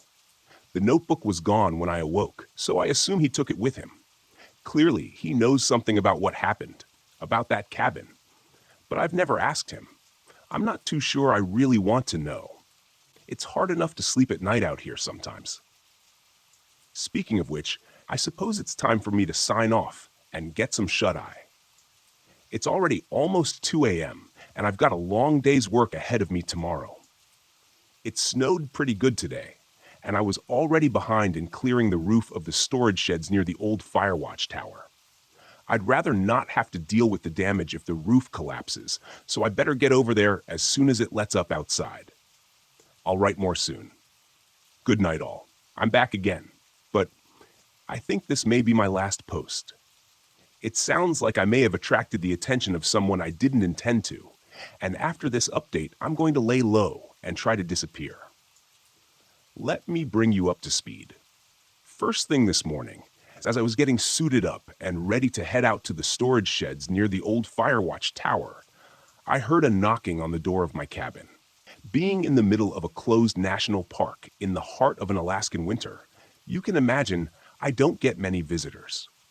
About the only people I ever see out here are my ranger buddy Rick and the guy who brings me fresh supplies every few weeks. Rick has never just shown up at my door without calling on the radio first. And I know he's had his hands full recently with a few separate incidents of missing hikers and one self-professed cryptozoologist. So I was surprised to hear his muffled voice calling my name through the locked door. When I opened it and ushered him inside, I saw immediately the concern set into his expression. Without a word, he stepped over to the fireplace and warmed his hands in front of the freshly smoldering log I had just added. "Hell, Rick, you gave me a bit of a start," I told him with a small chuckle, trying to lighten the air a little. Something was up, and I had a sinking feeling that it might have something to do with me. He turned away from the fire and looked at me a long moment in silence before speaking. "I got a call last night, John," he said. His face was creased with a frown.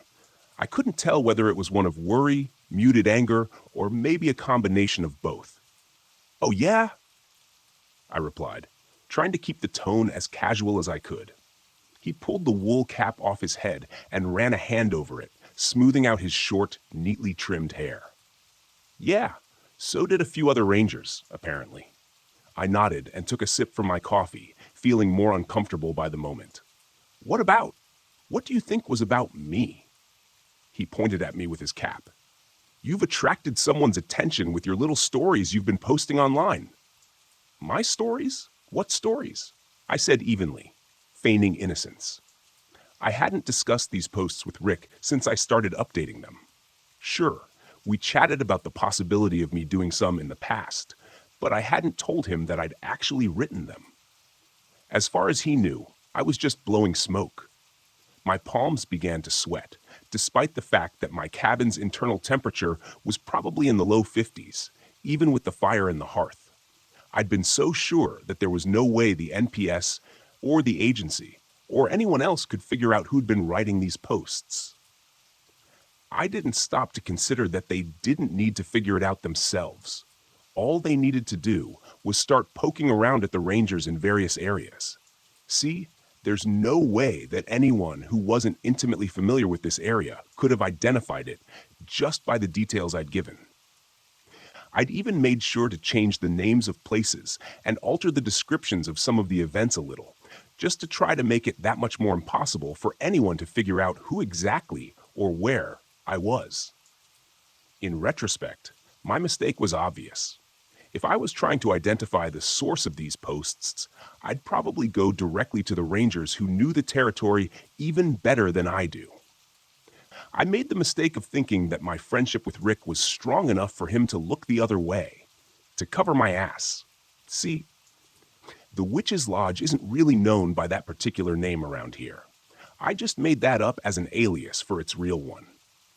But I'm sure Rick would have been able to identify it immediately by reading what I'd written about it. The same goes for the other stories, too.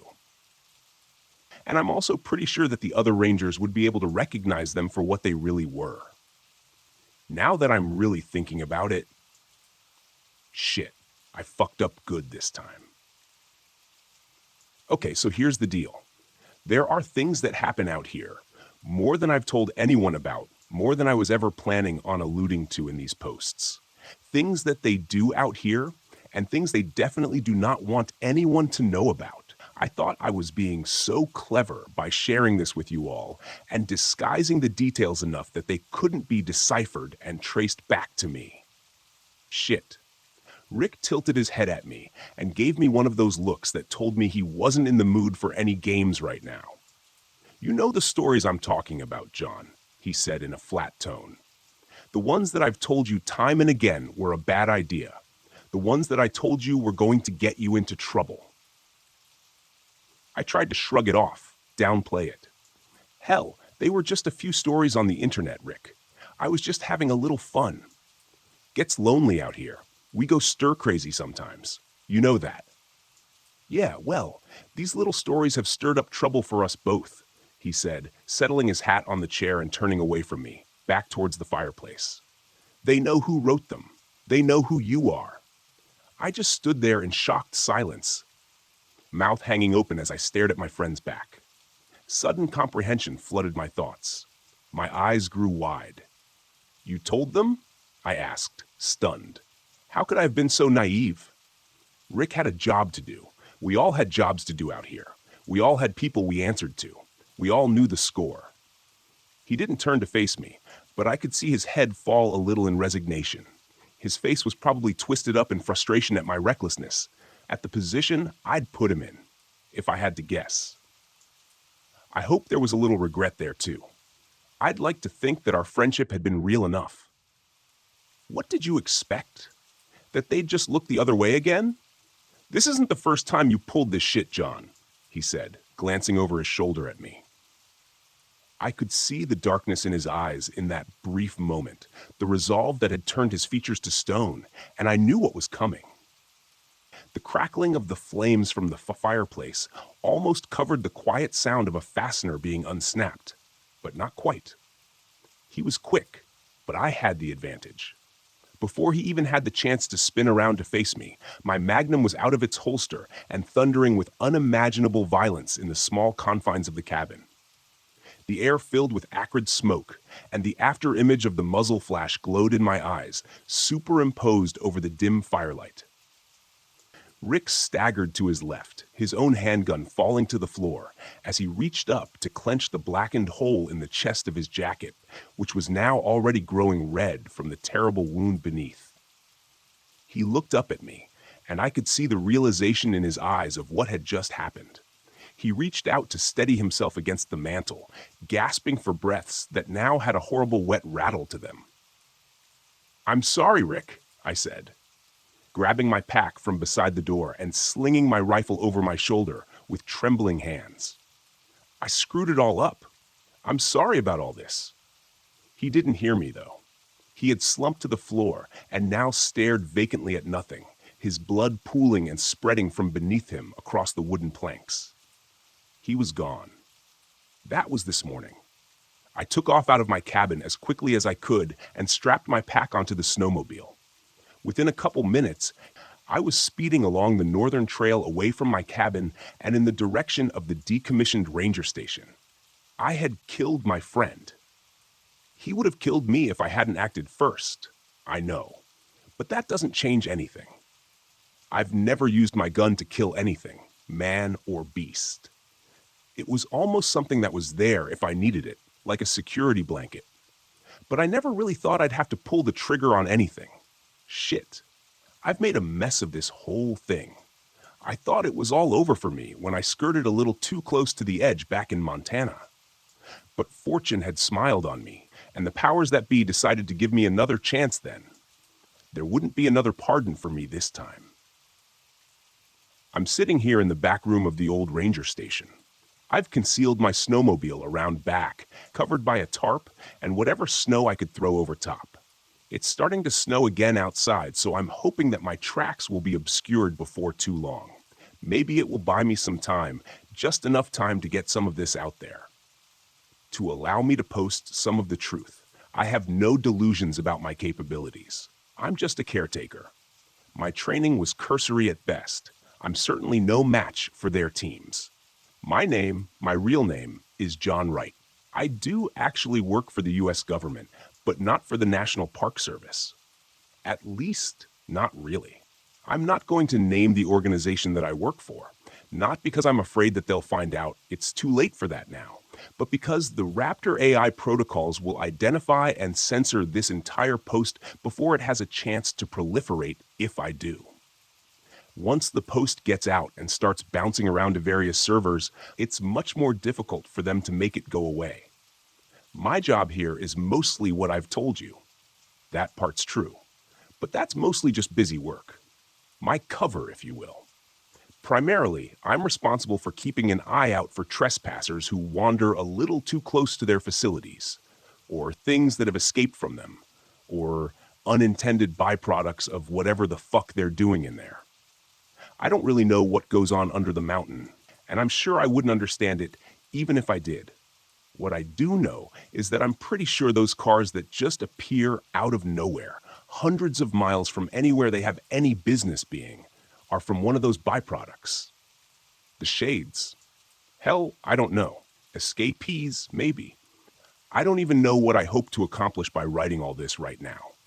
Maybe it's my way of trying to make it right. Maybe I just want to make sure there's something left of me for anyone to remember. When I posted here 3 years ago, I saw the entrance to the facility. It's about 10 meters from my cabin, bored directly into the base of a mountain. I have no idea how big it is inside or how many people are in there. But I know that there were a lot of big military helicopters flying in and out at the beginning of the seasons here. I assumed they were transporting researchers, equipment, or whatever. It just hit me that if Rick had shown up at my door a half hour earlier, I would have been just finishing my breakfast instead of fully geared up and ready to head out for the day. I wouldn't have had my holster strapped to my chest, and I'm certain I'd be the one lying in a pool of my own blood right now. Shit. Concentrate. Damn it. I don't have time for this. I don't know what the communication protocol was that Rick was supposed to follow after he took care of me, but I assume someone was waiting for his report to confirm that I'd been silenced. I have to believe that by now they know something has gone wrong. There's probably a team at my cabin right now. It hasn't been snowing long enough to cover my tracks, unfortunately, which means they'll probably have no trouble figuring out which direction I took. It's only a matter of time before they show up here. Then it's all over. Right now, I'm typing this on my notebook computer and relaying it through the ranger station communication network. I'm surprised they haven't locked down the firewalls yet. I fully expected to get cut off from the world once I got here. Small blessings, I guess. At least I can get this out there still. You've probably gathered by now that most of the rangers around here aren't what they seem either. Some are, I think, but most are ex-military, special forces types recruited by the agency to provide security and make sure that the caretakers don't go off the reservation like I did. Rick was that way. His real name is Mike, by the way. I won't tell you his last name. I don't want him remembered as anything other than a hero. I'm the one that fucked this whole thing up. He was just doing his job, fulfilling his sworn commitment. He was an honorable man. That's how I want him remembered. My nerves are starting to get the better of me. I just took a look outside because I thought I heard something. I don't think they can get here this quickly, so I'm thinking it was just my imagination. Look, this isn't something isolated to Alaska. They have research facilities all over the U.S. The last one I was at was in Montana, but I know there are others spread across the states. Wyoming, Texas, Kentucky, South Dakota. Hell, they're everywhere. They like to build them in national parks, especially those with huge amounts of wilderness. It ensures a reasonable amount of privacy without drawing the sort of attention that places like Groom Lake and Cheyenne Mountain have. Those two places are basically tourist attractions at this point. But man, once they tried out Alaska, it was like they hit the jackpot. The whole area is so remote and uninhabited that they're virtually guaranteed isolation and secrecy to do whatever it is they're doing in there. Did I tell you about the man I found once, half integrated into a boulder? I don't think so. He was wearing a lab coat, but the only parts of him that were accessible were his right arm and shoulder and the back of his head. The rest of him was somehow inside of it, which was probably for the best. I'm sure he died pretty quickly. I called that one in, and they had a team out there within an hour. I left once they arrived, but when I came back a couple days later, the whole boulder was gone, and the landscape had been made to look like it had never been there. I'm talking about a rock the size of a small house. Just gone. The bear story is true, by the way. The only difference is that it was us who covered the whole thing up. That one scares the shit out of me because that thing is still roaming out here somewhere. They never were able to find it. Hell, they lost 12 men just trying. Same story as the bears, by the way. We found the teams down near the runoff gully just standing there, dead.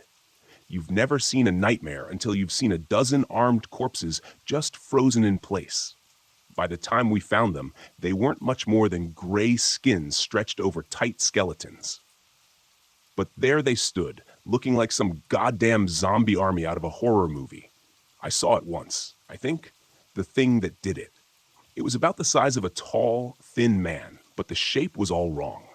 The joints bent in strange ways, and the head was something that reminded me of a praying mantis.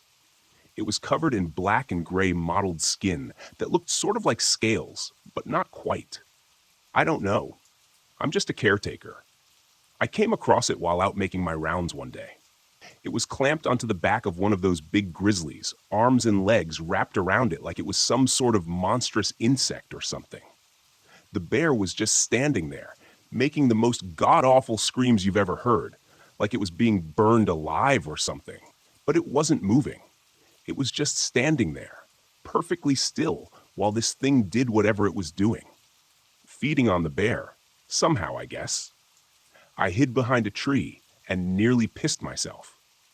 I thought for sure it was going to hear my panicked breathing and come for me next, but it didn't. Eventually, the bear stopped making that terrible crying sound and went quiet.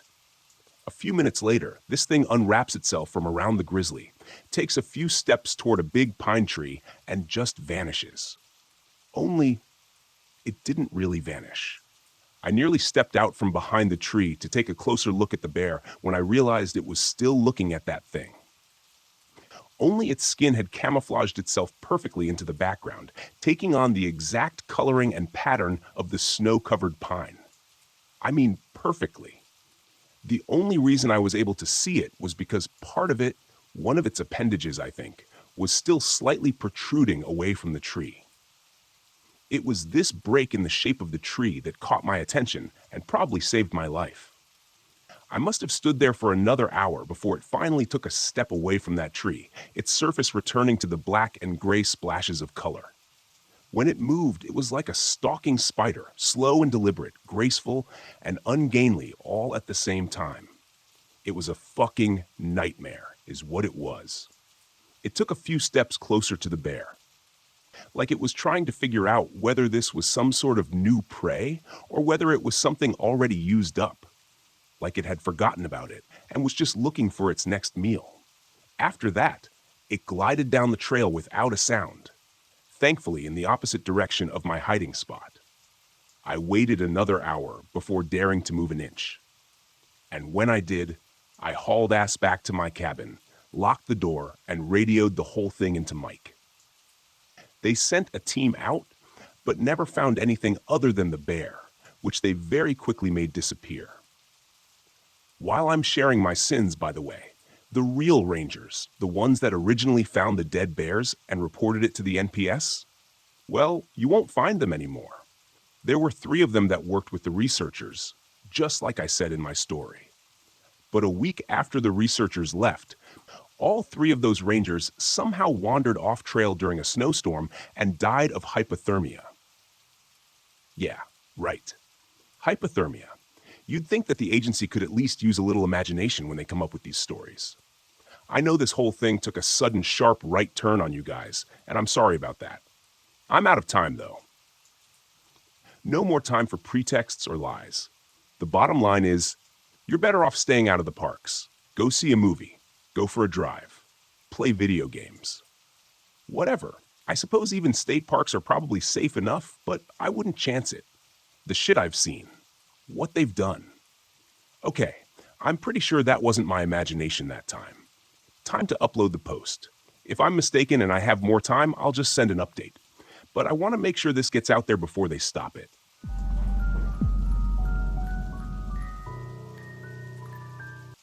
I've been a fire lookout for about a year now.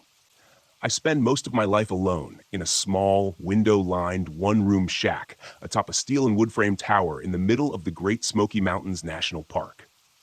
My only companions are my collection of cheap novels, a laptop computer with infrequent and unreliable internet service, and the two-way radio I use to communicate with the few nearby towers and ranger stations. Nearby is a bit of a misnomer, though. Using my high-powered binoculars, I can just barely make out Tower 12 on a clear day, situated several miles to my west. Tower 15, the next nearest to my location, only appears as a glint of sunlight to my east when the sun catches it just right. I've been told the Parks Department intends to put up some additional towers in this area as soon as it gets the necessary funding, which is probably no time soon. That's fine with me, though. I like the solitude. It helps quiet my mind, keeps the memories at bay.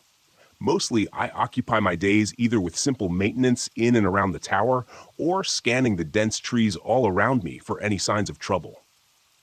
It's been a dry year, so the threat of fire is a constant one. This particular afternoon, I was clearing some brush from around the base of the tower that had begun to encroach on the fire road leading back to the nearby ranger station 20 miles away. Even with the heavy suspension of the government-issued Jeep, the road was a harsh ride at the best of times. I had just finished dragging some brush cuttings off into the tree line when the radio clipped to my belt squawked. Tower 9. This is Tower 12. Do you copy? It was Billy Johnson, my supervisor. Nice enough guy, I suppose. Tended to leave me alone most of the time. I straightened up and stretched my back, wiping the sweat from my eyes with my forearm and keyed the microphone attached to my shoulder. Go for Tower 9, I replied as I replaced the shears and bow saw into the small storage shed near the base of the stairs. John, do you have eyes on a bit of smoke north of your position? Stand by, Billy, I said, snatching up my water bottle and jogging to the metal staircase that wound its way around the tower. I didn't bother locking the 8-foot chain link fence surrounding my little compound, Chances were I'd be back soon enough. Reaching the top, I stepped through the trapdoor and onto the walkway that circled the cabin, closing it behind me. It was habit at this point. The last thing I needed was to take an errant step and tumble down through the open hatch. I'd probably end up breaking my neck. As I passed by, I reached into the open door of the shack and grabbed the binoculars hanging on a nearby hook. Rounding the railed corner of the walkway and turning my attention to the dark green blanket of trees stretching out before me, I saw the smoke almost instantly. A thin trickle of wispy white haze rose lazily above the canopy some distance off. Probably just some campers, I figured, though there weren't any approved campsites in that area. We always had more than a few folks each season who decided that camping off-trail in the deep bush sounded like quite a hoot. Most of them come back just fine, oblivious to the danger that this wilderness presents to anyone not adequately prepared. Some of them have to be brought out by search and rescue. Some of them just don't come back. A ranger or a random hiker might occasionally come across the deserted remains of a campsite and report it in. Those are the spooky ones, the ones where people just vanished and left behind a perfectly set up campsite. No explanation. No clues, just a deserted clearing, often with perfectly intact tents and personal effects. But there are bears and mountain lions, along with a handful of lesser predators that roam these forests, and sometimes they get hungry enough to stalk and even kill humans. And that doesn't even take into consideration the much more likely scenario, folks stepping out of their tents at night to take a piss and very quickly getting lost. Most humans aren't suited to survival in the wilderness, unfortunately. My radio squawked again. Tower 9, what's the word? Yeah, I see it, Billy. Looks to be a couple of miles due north of my tower. What's your plan? He asked. I knew what he meant. Keep an eye on it and hope for the best, or take a trip over and investigate. After a brief pause, I sighed with resignation. It's probably just a campfire, but I guess I better head over and take a look to be sure. I didn't relish the thought of trekking to that area of wilderness, to be honest. It was the only area I hadn't explored during my time here. There weren't many trails heading in that direction, and the ones that did were badly overgrown and too narrow for the Jeep. A couple of miles hike might not seem like a lot, but when you're out here alone, the dense trees seem to stretch on forever. 2 miles can feel like 100. Roger that, John, Billy replied. Take your pack and your rifle. Check in periodically. Will do. Tower 9 out, I said, replacing the binoculars on their hook and shouldering the red canvas backpack waiting dutifully in the corner chair. I grabbed the rifle from its rack over the doorframe, checked to make sure it was loaded, and headed out. As I locked the gate behind me, I threw my pack in the back of the Jeep and set the rifle beside it. The Jeep wouldn't get me too far before the brush made the trail impassable, but if it saved me even half a mile of hiking, it was well worth it. The sun was still high in the sky. I had plenty of time to get there and back before dusk, as long as I didn't dawdle. I started the engine and turned the wheels toward the unmaintained trail to my right. After only a few moments, the trees and canopy obscured any trace of the watchtower behind me. I was actually able to push the Jeep farther than expected. A pleasant surprise. I was probably a mile along the trail before it bent, and a massive pine lay across the path, much too large to go over. The dense underbrush around me ruled out the possibility of going around. I immediately lamented not bringing the chainsaw. Cutting it up and winching the pieces out of the way wouldn't have been too difficult and would have saved me a ton of trouble. With a quiet curse, I stepped out of the Jeep and grabbed my gear from the back seat. I smiled to myself as a quote from a certain fictional adventure-seeking archaeologist suddenly came to mind. We walk from here. Making sure to mark the location of the Jeep on my handheld GPS, I stepped over the thigh-high tree trunk and continued along the path. According to my earlier estimate, the trail was heading in the direction of the smoke, which was a blessing in my book. The less time I had to spend bushwhacking, the better. The trail continued to narrow, as I expected, and before long, I was brushing branches and leaves with my shoulders as I walked. The trees, which had been alive with the cheering and chirping of animal life near the tower, now seemed muted. The forest around me was growing denser, feeling oddly claustrophobic at times. Billy checked in a few times, and I updated him on my progress, promising to maintain regular contact. He advised me that a weather relay from the ranger station had reported an approaching storm, likely to reach us before nightfall. A quick glance at my watch made me wince. I had already spent more time than I'd predicted. Maybe it was best to turn around and head back. The last thing I wanted was to get caught out here overnight with minimal supplies and a rainstorm. I wasn't worried, but it sure wouldn't be comfortable. If I'd been farther from my destination, I probably would have turned back right then. I wish I had. Within another 20 minutes, however, I smelled the faint scent of a wood fire. Not strong, but definitely there. I was even more certain of what I'd find when I reached them.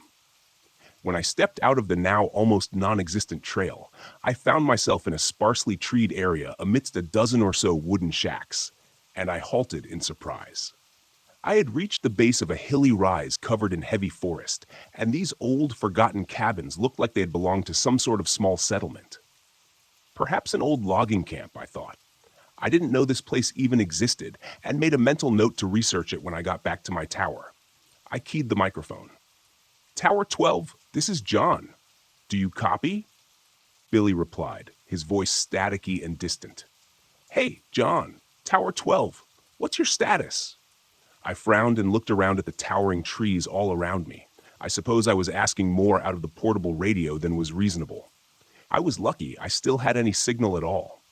"I found what looks like an old logging or trapping camp," I said, meandering among the decaying and derelict cabins. Most had collapsed roofs and were barely standing. "The campfire has to be nearby. I'm going to take a look around a bit more." There was a pause before Billy spoke again. "What's your current location, John?"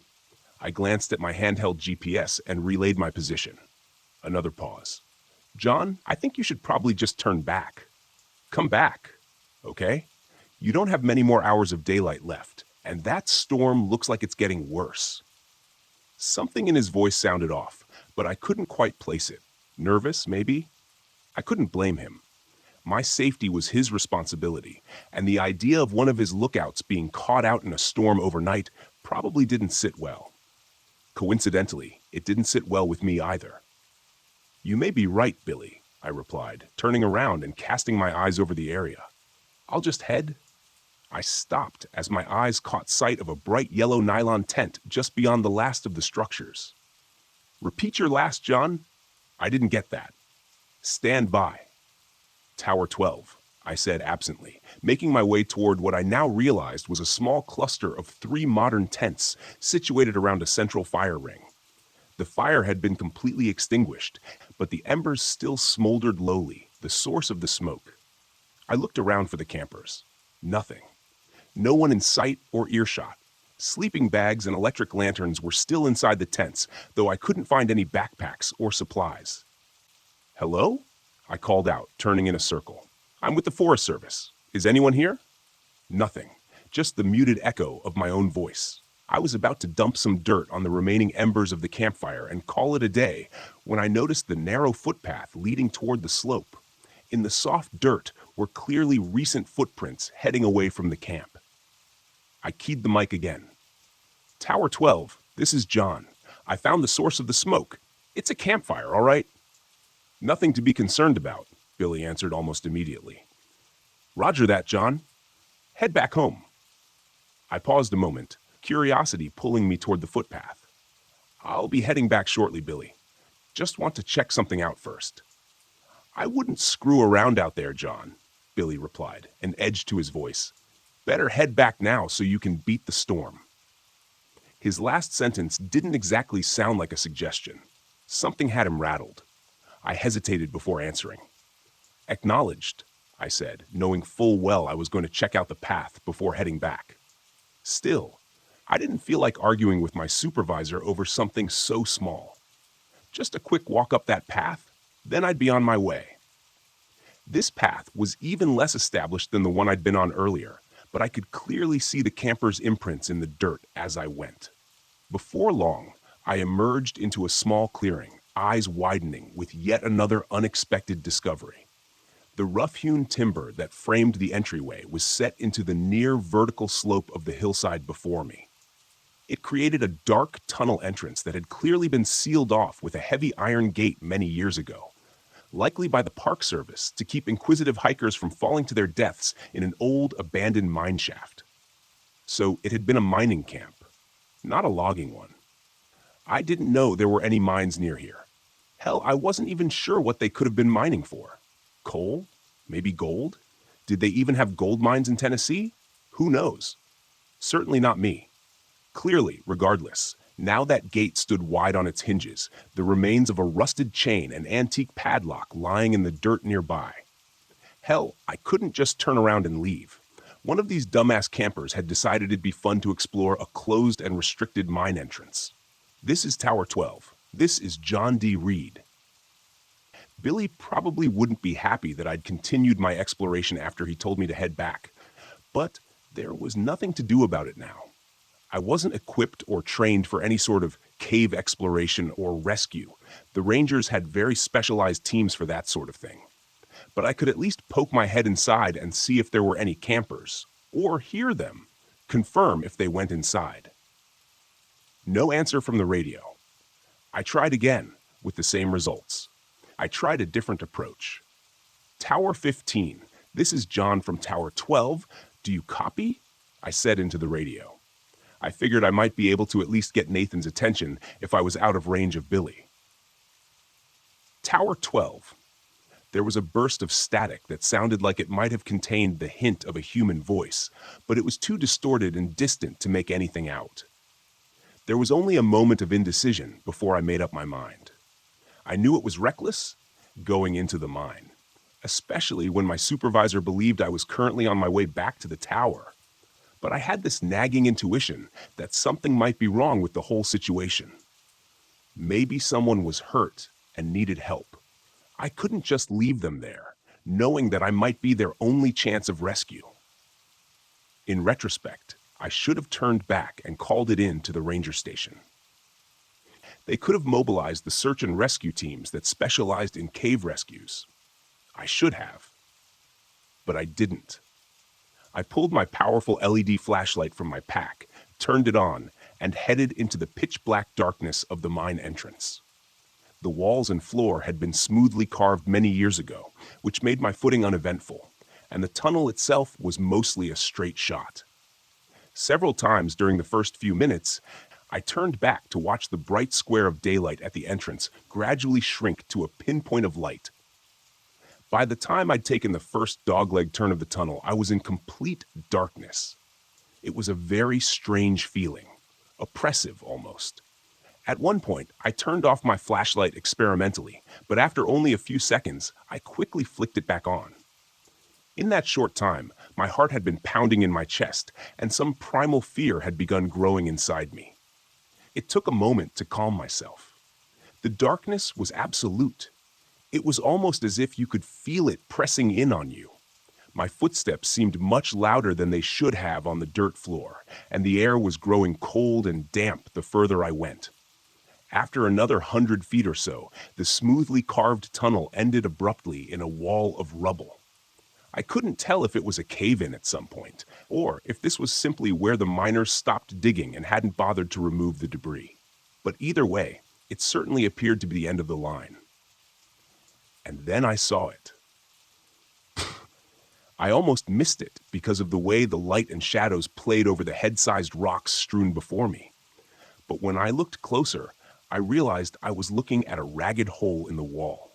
It was only 5 feet across or so, and definitely didn't look like the deliberate formation of the tunnel I was standing in now. It almost looked like the miners had broken into a natural void of some sort. Interesting. But there was no way in hell I was going in there. I was definitely not trained or outfitted for any sort of spelunking trip, and it didn't seem the sort of thing suited to the learn-as-you-go method. Just as I was turning back to make my way out of the mine, I heard the distant sound of voices echoing from the opening in the stone wall. The sound was faint, and may have just been my imagination, but I didn't think so. "Hello?" I called, pressing my face into the black abyss of the hole. "Can you hear me? I'm with the Park Service. I'm here to help you." Nothing. The air from beyond the breach was cold and smelled stale. Old. Wrong. It felt as if I didn't belong here. None of us did. There was a long moment of unbroken silence, and then I heard a voice again. Closer this time. "Did you hear that?" it said, presumably to a companion. It sounded like a young woman, nervous, uncertain. "Hello? Someone there?" That settled it for me. I carefully crawled through the opening into the space beyond. Shining my light around, I found myself in a small natural chamber, maybe 30 feet across, with an uneven ceiling of jagged rock that barely cleared my head. The first thing that caught my attention was the cracked lantern lying on the ground. It looked old. Very old. Maybe 100 years or more. A thick layer of grime and age covered its soot-blackened surface, and the glass was thick and uneven. Beside the askew lantern was a small leather-bound book, partially buried in the dirt and dust, with a moldering leather strap securing it closed. It looked like a journal. And without a thought, I tucked it into my backpack. Raising my light back up, scanning around the room. "Hello?" I called again. I didn't hear the voices anymore, but the narrow beam of my flashlight illuminated another tunnel in the far corner of this room, mired in darkness. "Can you hear me?" Once again, I got that feeling that something wasn't right. Then the voice came again. Closer this time. "Did you hear that? Hello? Is someone in here?" she asked, her voice trembling with apprehension. I hesitated, frowning. Something didn't seem right about the voice, but I couldn't put my finger on it. Before I could summon my words to respond, another voice called out. This time, it was clear. The voice of a young man. "We can hear you moving around in there. Please help us. We're lost, and our friend is hurt." Hear me moving around in there? I was shouting to them. I sure as hell wasn't trying to hide. Could they not hear me for some reason? I stepped forward to the secondary tunnel and raised my voice again. "I'm with the Forest Service." It was then, when I reached out to steady myself against the wall of the tunnel entrance, that my hand met something wet, and I recoiled in disgust, thinking I had just grabbed a handful of some subterranean slime. When I shone my light on it, however, it became very clear the reality was far worse. Blood. I stepped back, trying to keep the panic that was fighting to take control of my rationality at bay. I needed to keep a level head, for now. Panning my light around, I saw an astonishing amount of blood painting the wall and floor in front of me. Somebody had definitely been hurt, and badly. With blood loss like this, I wasn't sure I'd be able to stabilize them long enough to get rescue in here. What the hell happened here? And why did the hikers continue into the cave after one of them was injured this badly? Unless they lost their light and got turned around, there was no way for them to get lost. There hadn't been any branches to this tunnel since I first entered. All they had to do was turn around and walk until they saw daylight. The man's voice called again, colored with the unmistakable tinge of fear. "What the hell is that? Hurry up, Becky. Take my hand." He seemed to be getting closer. At least if I could guide them to my voice, maybe I could get them out of here. Get to higher ground. Radio for rescue evac. They had a helicopter permanently stationed at the main ranger station. It could be here in 20 minutes if I was able to reach them. The woman's voice came again, and this time I froze. "Did you hear that? Hello? Is someone in here?" All at once, it hit me. The indescribable unease I had been mostly successful in repressing now fought back with renewed vigor. I realized in that moment what I had missed previously. The woman had repeated herself, twice now. No change in her inflection, no variation in emotion or urgency. It was exactly the same, down to the syllable. It was like I was listening to a recording. "Did you hear that? Hello? Is someone in here?" repeated the male voice, now even closer. "Hurry up, Becky. Take my hand." Below the words, I could hear the stealthy sliding of something over rocks. It seemed like it wasn't too far beyond the tunnel entrance now, but I wasn't going to wait for it to emerge from the darkness. I didn't think that what I'd see emerge from the darkness would be a couple of college kids who'd had a rough time of it during a weekend camping trip.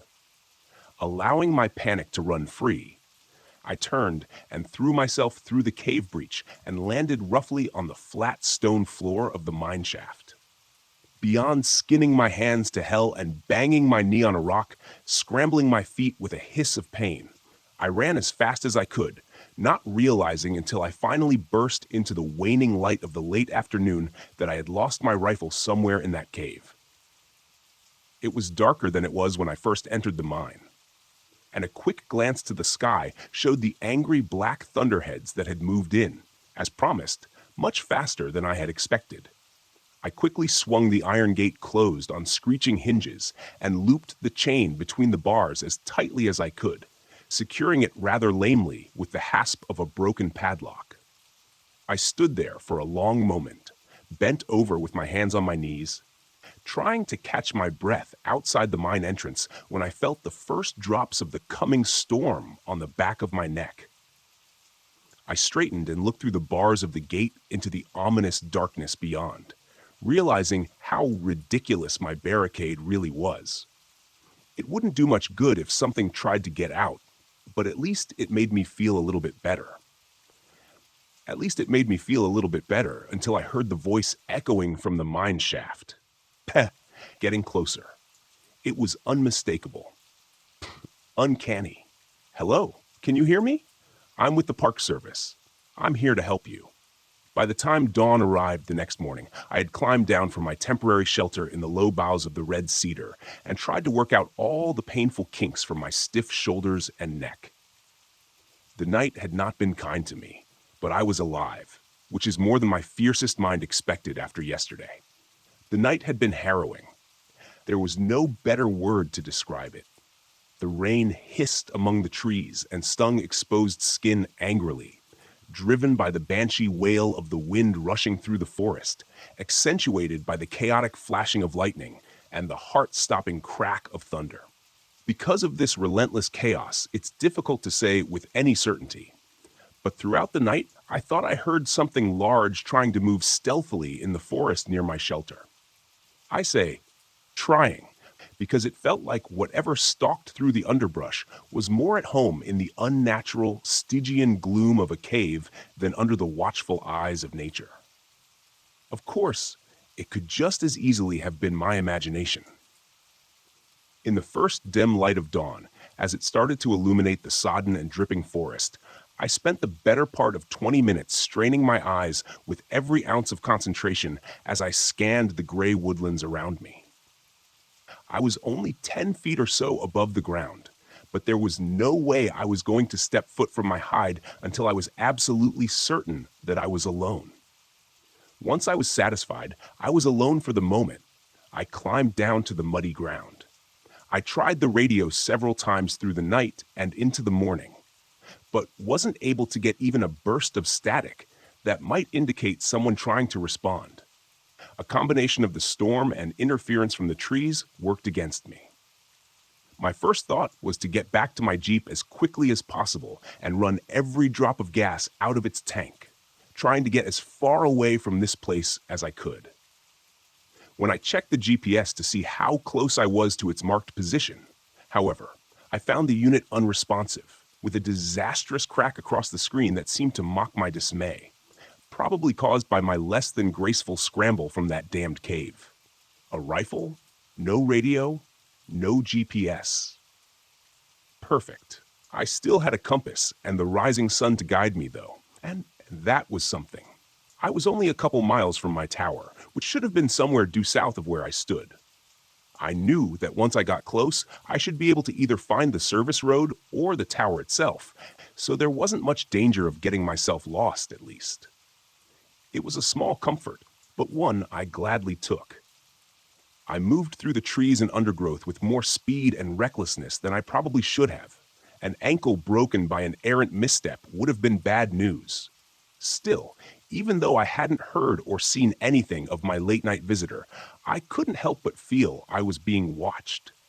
Do you know that creeping sense of dread you feel when you've just turned off the lights in the basement and now have to climb the stairs back to the light of the doorway? or when you're making your way from your car in a dark and lonely parking lot. The feeling that something is there, something much more suited to the dark than you are. It's that same feeling that pushed my footsteps almost to a jog as I traversed the uneven ground and storm-felled trees that tried to hinder my passage. For the next hour, I moved at this pace, aware of every rasping lungful of breath, knowing that I should pause and rest for a few minutes, as pushing myself to fatigue would only increase my chances of falling or hurting myself. I imagined myself lying in blinding pain next to an unseen chuck hole, clutching at a broken leg and watching as the sunlight began to dim with the onset of dusk, waiting for whatever hunted my trail to find me. What would happen? Would I even have time to look on its visage before it struck? Did those campers in the cave? A misstep and a stumble that nearly made this nightmare a self-fulfilled prophecy jarred me back to the present. Against all instinct, I forced my pace to slow, first to a trot, then to a walk, and then reluctantly, I stopped completely, trying to catch my breath while I scanned the dense woodland around me. Nothing. No. Not nothing. As my heart began to slow and my breathing returned to a more manageable cadence, I turned my gaze back in the direction I had been headed, and an unconscious smile found its way to my lips. The sun had risen high in the morning sky during my flight, and now I caught a flash of its reflection on the windows of my tower, not 200 yards directly ahead of me. I laughed aloud with relief, fully aware that this fear-tinted eruption was closer to the manic cackle of lunacy than anything else. I didn't care, though. My feet started forward on their own, quickly reaching a brisk pace. A few minutes later, I burst out of the trees into the maintained clearing surrounding my tower, feeling the full sunlight on my face for the first time since yesterday. Had it only been a day? It seemed like longer. I was so filled with relief that I didn't even register the fact that the forestry department Jeep sat parked near my fenced-in tower until I started entering the combination into the gate lock. The faded white 12 emblazoned on the corner of the windshield told me that it was Billy's Jeep, which wasn't much of a surprise. I realized after a moment, after not hearing back from him, that I was more surprised I hadn't returned to find an entire search and rescue team making preparations to search for their lost puppy. I punched the 4-digit code into the mechanical combination lock on the gate and stepped through, making sure to close and lock it behind me. I stood there for a moment, staring through the tall chain-link fence at the dense tree line, wondering if something waited just out of sight in the shadows, staring back at me with hungry anticipation. I shook off the sudden chill as best as I could and made my way quickly to the staircase, taking the steps 2 at a time. Billy was going to be pissed at me, I was sure, but that thought was a fleeting one that didn't take purchase. His displeasure was the least of my concerns right now. When I reached the top, I threw open the trapdoor and suddenly found myself looking down the muzzle of a very large rifle. Even in that brief moment of abrupt shock, I could register how the barrel trembled in the hands of its agitated master, and I wondered how close I came to having my life ended in a brief flash of light. The moment only lasted a second or two, and then Billy hastily swung the rifle away in a safe direction. "Damn it, John," he exclaimed, his tone an incongruous mixture of relief and fear. "I almost shot you." I stepped fully through the trap door and let it close behind me. "Jesus, Billy," I breathed, leaning back against the railing. I suddenly felt weary and realized it was likely the adrenaline now rushing through my system that had kept me moving at such a hurried pace throughout the morning. "Where the hell have you been?" he demanded, stepping back inside my shack and taking a chair at the small table in the center of the room. I noted with mild interest that he kept the rifle leaning against the table beside him instead of stowing it in the rack over the door, but decided not to comment on it. Billy Johnson was in his middle years, maybe 45 or so, with a bit of a gut and grayish-brown hair, trimmed clothes. He wore an impressive mustache that reminded me of something an Old West gunslinger might sport. He was dressed in typical attire, khaki Forest Service shirt and brown cargo pants. In addition to the rifle, I had had the unfortunate opportunity to closely examine a moment earlier. I noticed that he wore his .500 Magnum in a holster at his side. That wasn't too unusual. When in the bush, bears and mountain lions can sneak up on you unawares.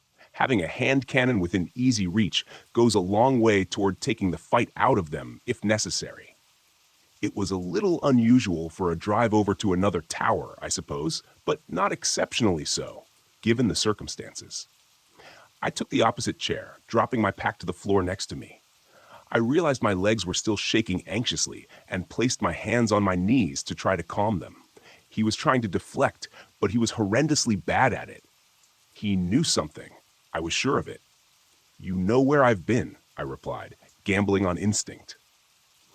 I watched his face closely for a reaction and wasn't disappointed when he winced and turned his focus out the window and over the forest to the north. "I told you to abort and head back to your tower," he stated brusquely. "But you just had to feed that curiosity of yours, didn't you? You're damn lucky to be alive, you know that?" From my chair, I reached under the cupboard to my right and pulled a half-empty bottle of Jameson and a couple of mostly clean glasses. Billy turned his head and raised an inquisitive eyebrow. Alcohol was a no-no up here, but when I poured and handed him one of the glasses, he accepted it without a word.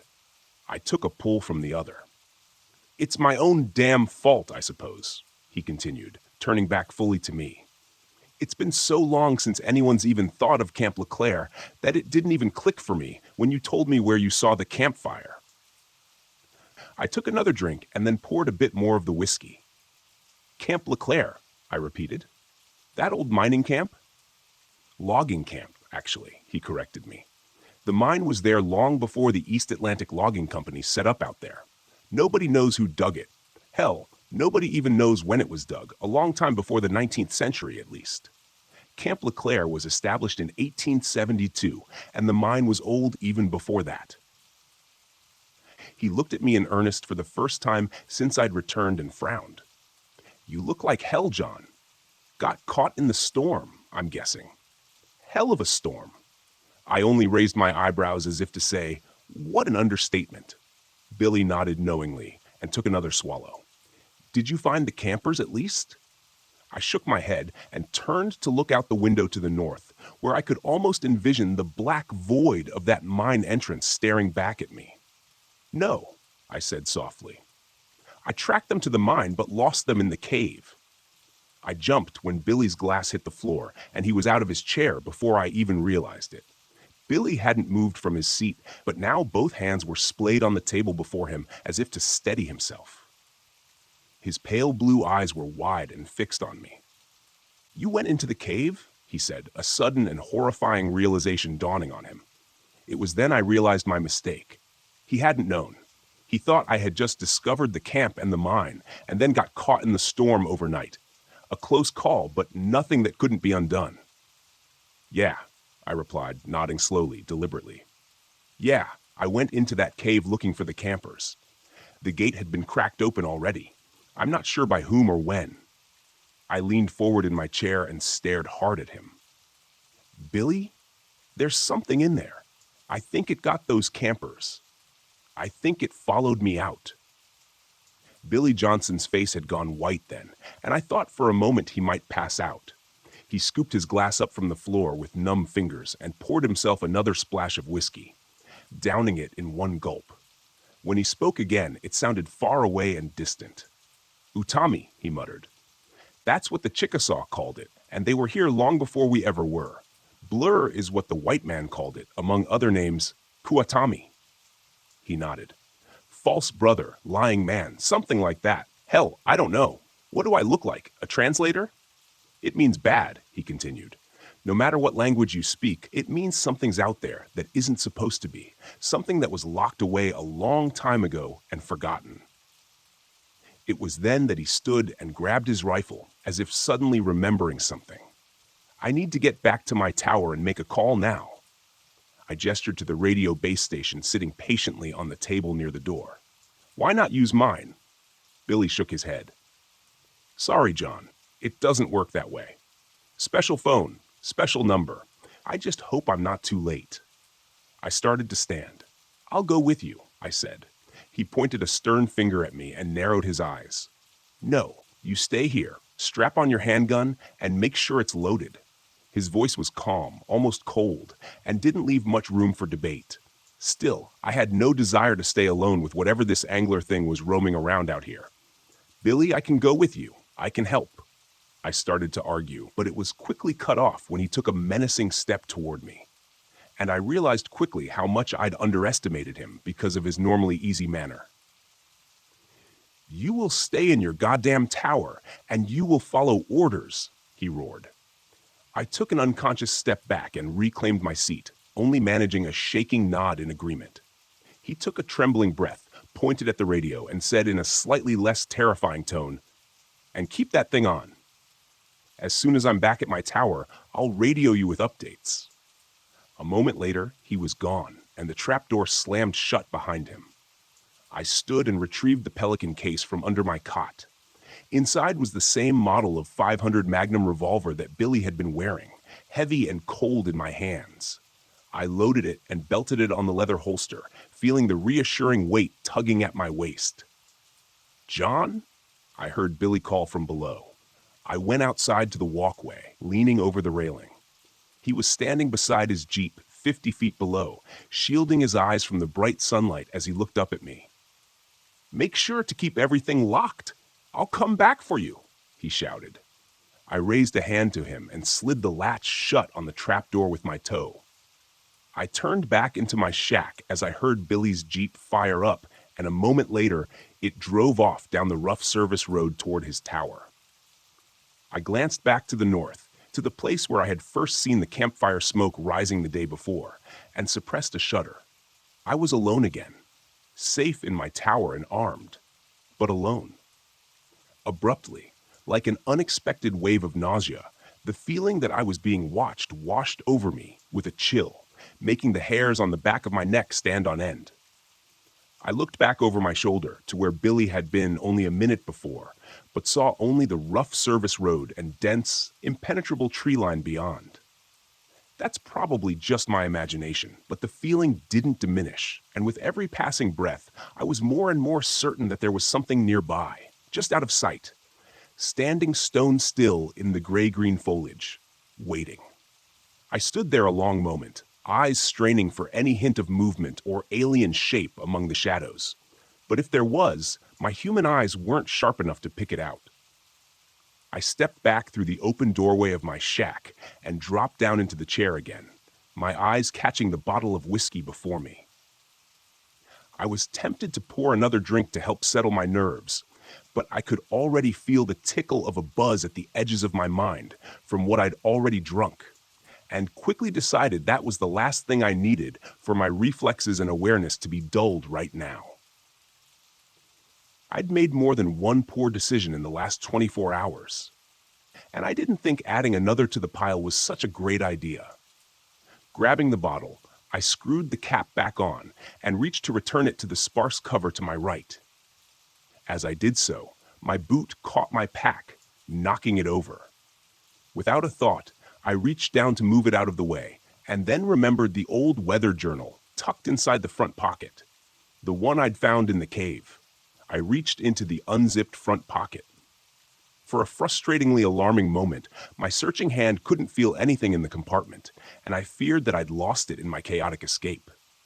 But then my fingers brushed the familiar shape, and I withdrew it, setting it in front of me on the table. I could see the book much more clearly now in the daylight. It wasn't overly large. A little larger than my hand, and maybe the thickness of my thumb. There were no markings on the front except for a simple, grimy brass loop that secured the leather strap holding it closed. I wasn't sure I wanted to see what was inside, but I needed some answers. Anything. A stray sound from the trees below rose to my ears, and I froze, listening intently for more, but none came. The forest around me was silent again, and I turned my attention back to the journal, pulling the strap free from the cover and turning to the front page. "From the pocket of Andrew Robinson," it said. The writing was neat and compact and distinctly male, The ink was a rich black, scrawled upon brittle yellow pages, and though faded with the years, was still mostly legible. I turned to the next page, where the entries began.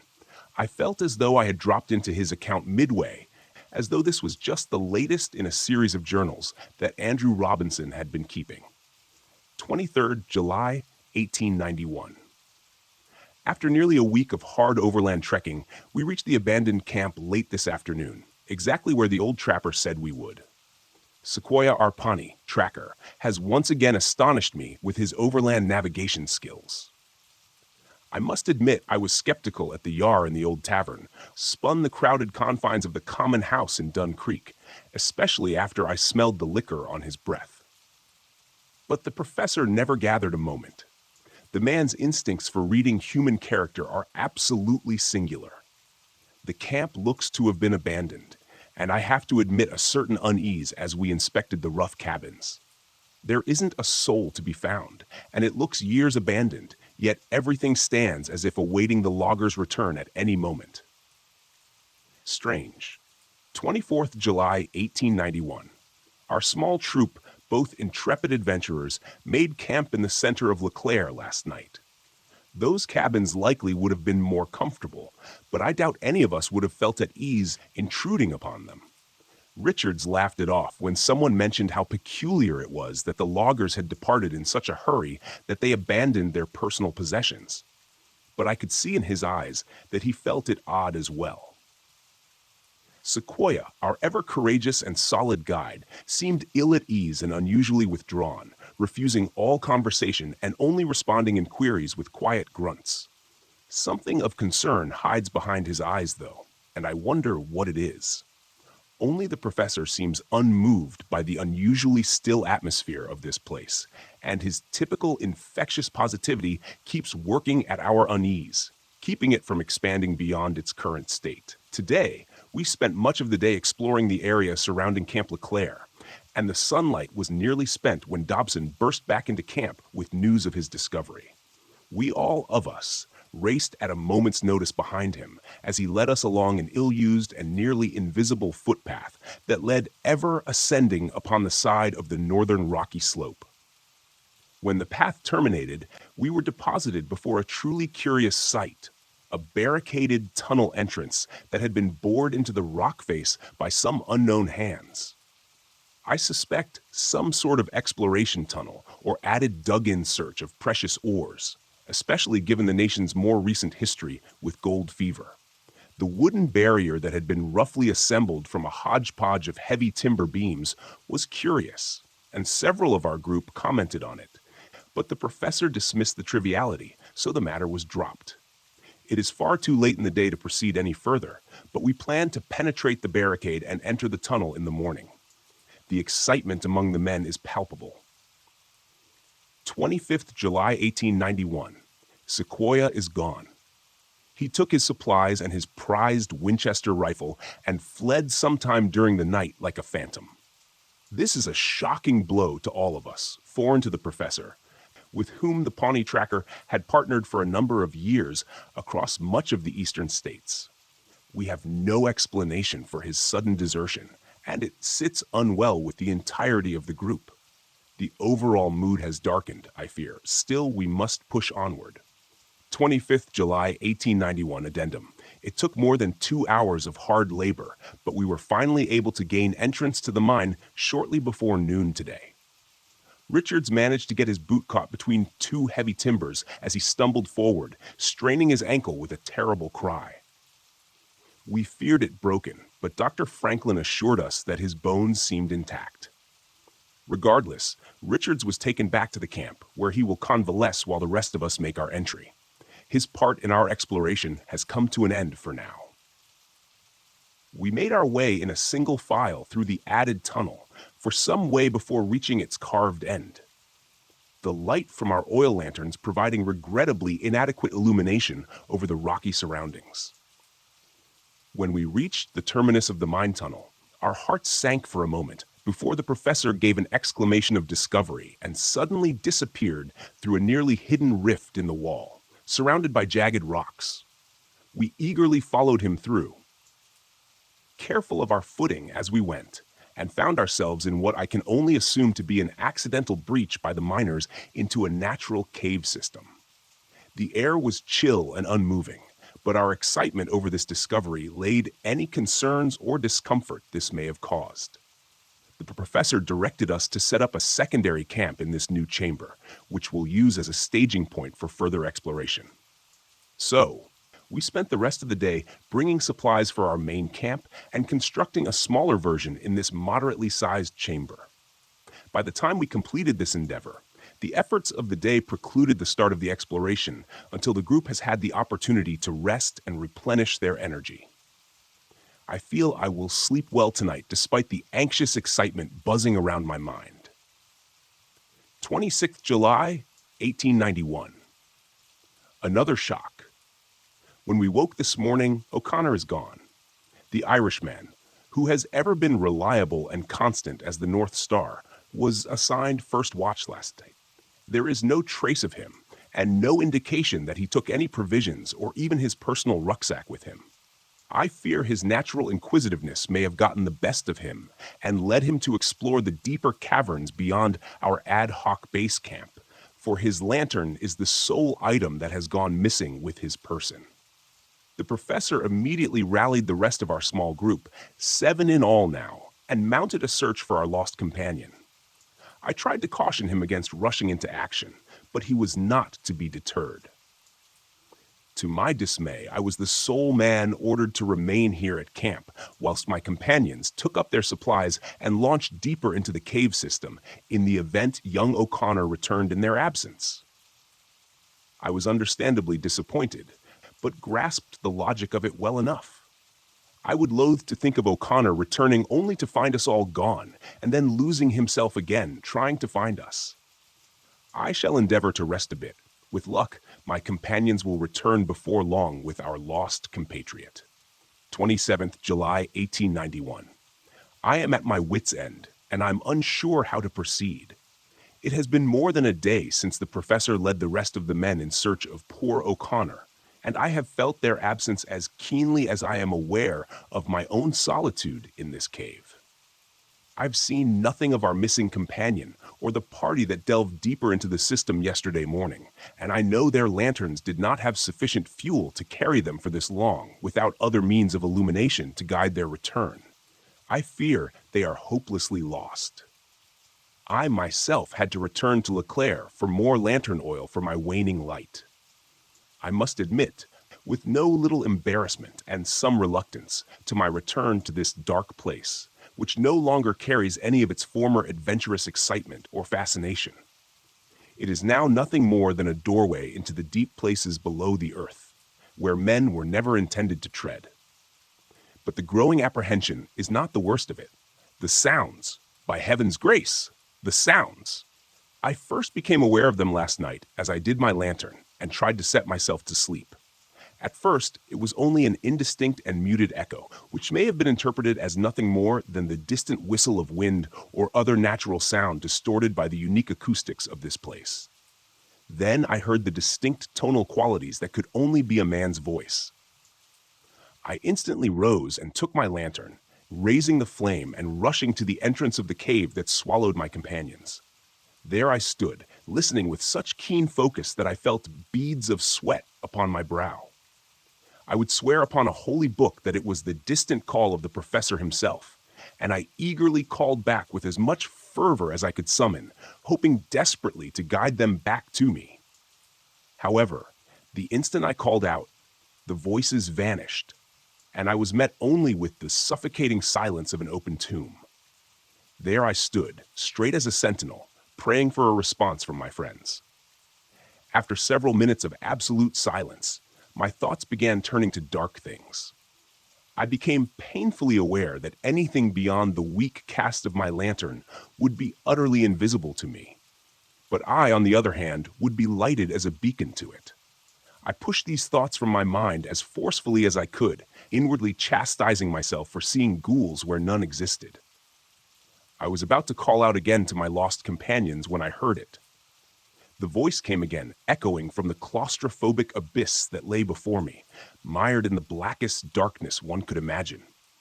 It was still some distance away, I estimated, but I was certain it seemed closer now. When the third time I heard it, I was just barely able to make out the words, but it was enough to be sure. My own words echoed back at me from the depths of that damned cave, and in my own voice, I staggered and nearly dropped the lantern. At that moment, could the legends be true? The professor always seemed to believe them, though I must admit I attributed his faith to the unwavering certainty he held in those things lost to antiquity. He'd always maintained that a legend, especially one whispered by so many indigenous people without mutual contact, must have some root in truth. But that line of reasoning is antithetical to modern civility, and I must reject it and focus on the more probable explanation that my already stressed nerves were turning my fears against me.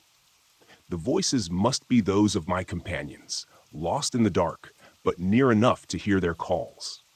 They must be. I'm not certain what lies next, but I know that I cannot abandon my companions, my friends, to wander the darkness until they fall from exhaustion or dehydration. Not while I might yet help them. I will leave this written account at the entrance to the cave. This lantern is nearly spent, but I have another with a full vessel that'll take its stead. If I do not return, at least someone may know of our passing here. May God be with us all. I closed the journal with a trembling hand, momentarily lost in what I just read. How is it possible? The journal was more than 130 years old. No animal alive then could be what pursued me now. What if it's not an animal? The sudden burst of static from Billy's call that simultaneously erupted from my radio base station and the portable handset clipped to my shoulder made me jump and drop the journal to the floor, heart pounding. I cursed under my breath and keyed the microphone. "Go for Tower 9, I answered, my voice tight as I spoke. My eyes drifted out across the sky to the east, where darkening thunderheads had been unknowingly gathering and marching slowly in my direction. I shook my head. Icing on the cake, I thought. "John, what's your position?" asked Billy, the self-assured authority that filled his tone now strangely absent, replaced with something else, fear. I frowned a moment at the question before answering. "What do you think, Billy? I'm in my tower, just like you told me." A strange pause before he spoke again. "John, this isn't some sort of joke, right? You're not outside my tower?" I was growing more agitated by the moment. What sort of question was that? I had no Jeep. There was no way I could have made it to his tower in such a short amount of time, even if I'd wanted to. "No, Billy," I answered with more force than I intended. "I'm not outside your tower." I stopped mid-sentence, a horrified realization sweeping over me. In that moment, I tried to speak, but my mouth had gone dry. "Billy," it was all I could muster. The radio was silent as my eyes slowly drifted to the west, where I could just make out the small, lonely shape of Tower 12. Barely visible over the darkening blanket of green, was that a gunshot? Another night, another goddamn night stuck in this window-lined prism. At least I have a good view, so I guess that's something. The storm raged all night again last night, and only let up just before dawn. At one point, the winds were gusting hard enough to rock the tower, which was a bit disconcerting to say the least. As I stand out on the wet catwalk around my shack, I see that the clouds haven't let us go just yet, and look every bit as pissed off as they did yesterday afternoon. It seems like the last dry season has come to an end, which is good since I've been slacking a bit on my fire-watching duties over the last couple of days. Gallows humor, right? Due to that, or I'm sitting in the corner in a fetal position crying. I've been told by my ex-fiancée that I'm not an attractive crier. I haven't heard Pete from Billy since his last terrifying broadcast to me yesterday. I tried to reach him several times since then, but no dice. I've also tried reaching Nathan and the ranger station, but all I get is static, even from my base radio set. When I first started here, I remember Billy telling me during my brief orientation that the radio should be able to reach out 50 miles or more, so I'm not sure what's going on with them. Update. I just took a quick look at the base station and found that the cable leading up to the antenna on the roof of the shack is now just a dangly thing swaying in the breeze. The storm must have decided it needed the antenna more than I did because it's gone. I can see where the screws were torn out of the wooden mast, and before you say anything about whatever this thing is that's been stalking around and deciding to sabotage my radio, I should probably tell you that the wooden antenna mast looks like it's been around for a long time. The wood was probably dry rotted to begin with, and now that it's soaked, it's crumbled away into little wet brown bits as soon as I probed it with my fingers. Speaking of whatever this Kuatami or angler thing is, and I'm just going to call it a mimic, I think I haven't heard anything weird since yesterday. I'm assuming it's still over there somewhere, but I don't think it's nearby. If it's still anywhere around here, it's probably somewhere over near Tower 12, or at least that's what makes the most sense to me anyways. Which brings me to my shiny new lunatic idea. My Jeep. It can't be more than a mile down the northern track, still sitting there in front of that fallen pine. I could probably get to it in less than an hour, even with this wet and muddy ground. It had almost a full tank of gas, and I'm pretty sure I could outrun this mimic thing in it if I could get a straight shot down the service road. I definitely don't relish the idea, mind you. Every instinct is screaming at me to sit my butt right down where I am in this tower, and I know the ranger station will start getting a little antsy when Billy doesn't check in after a few days, but I'm also thinking they may extend it out a day or two in light of the foul weather. Maybe 5 days out in the wilderness, and then I'll have a ranger truck parked outside my tower. The question is, what they'll find when they get here. See, I've been thinking about it. Billy definitely knew more about this thing than I do. Certainly enough to not open the door when he heard it outside, pretending to be a Girl Scout selling cookies. That makes me think that maybe the fence and the trapdoor might not be enough to stop it if it really wants in. As Pants shittingly terrified as the prospect of leaving the tower and making for the Jeep is, sitting here cornered in my window-lined shack, just waiting for it to show up in the middle of the night, is worse. At least I have a chance out there. I still have the Magnum.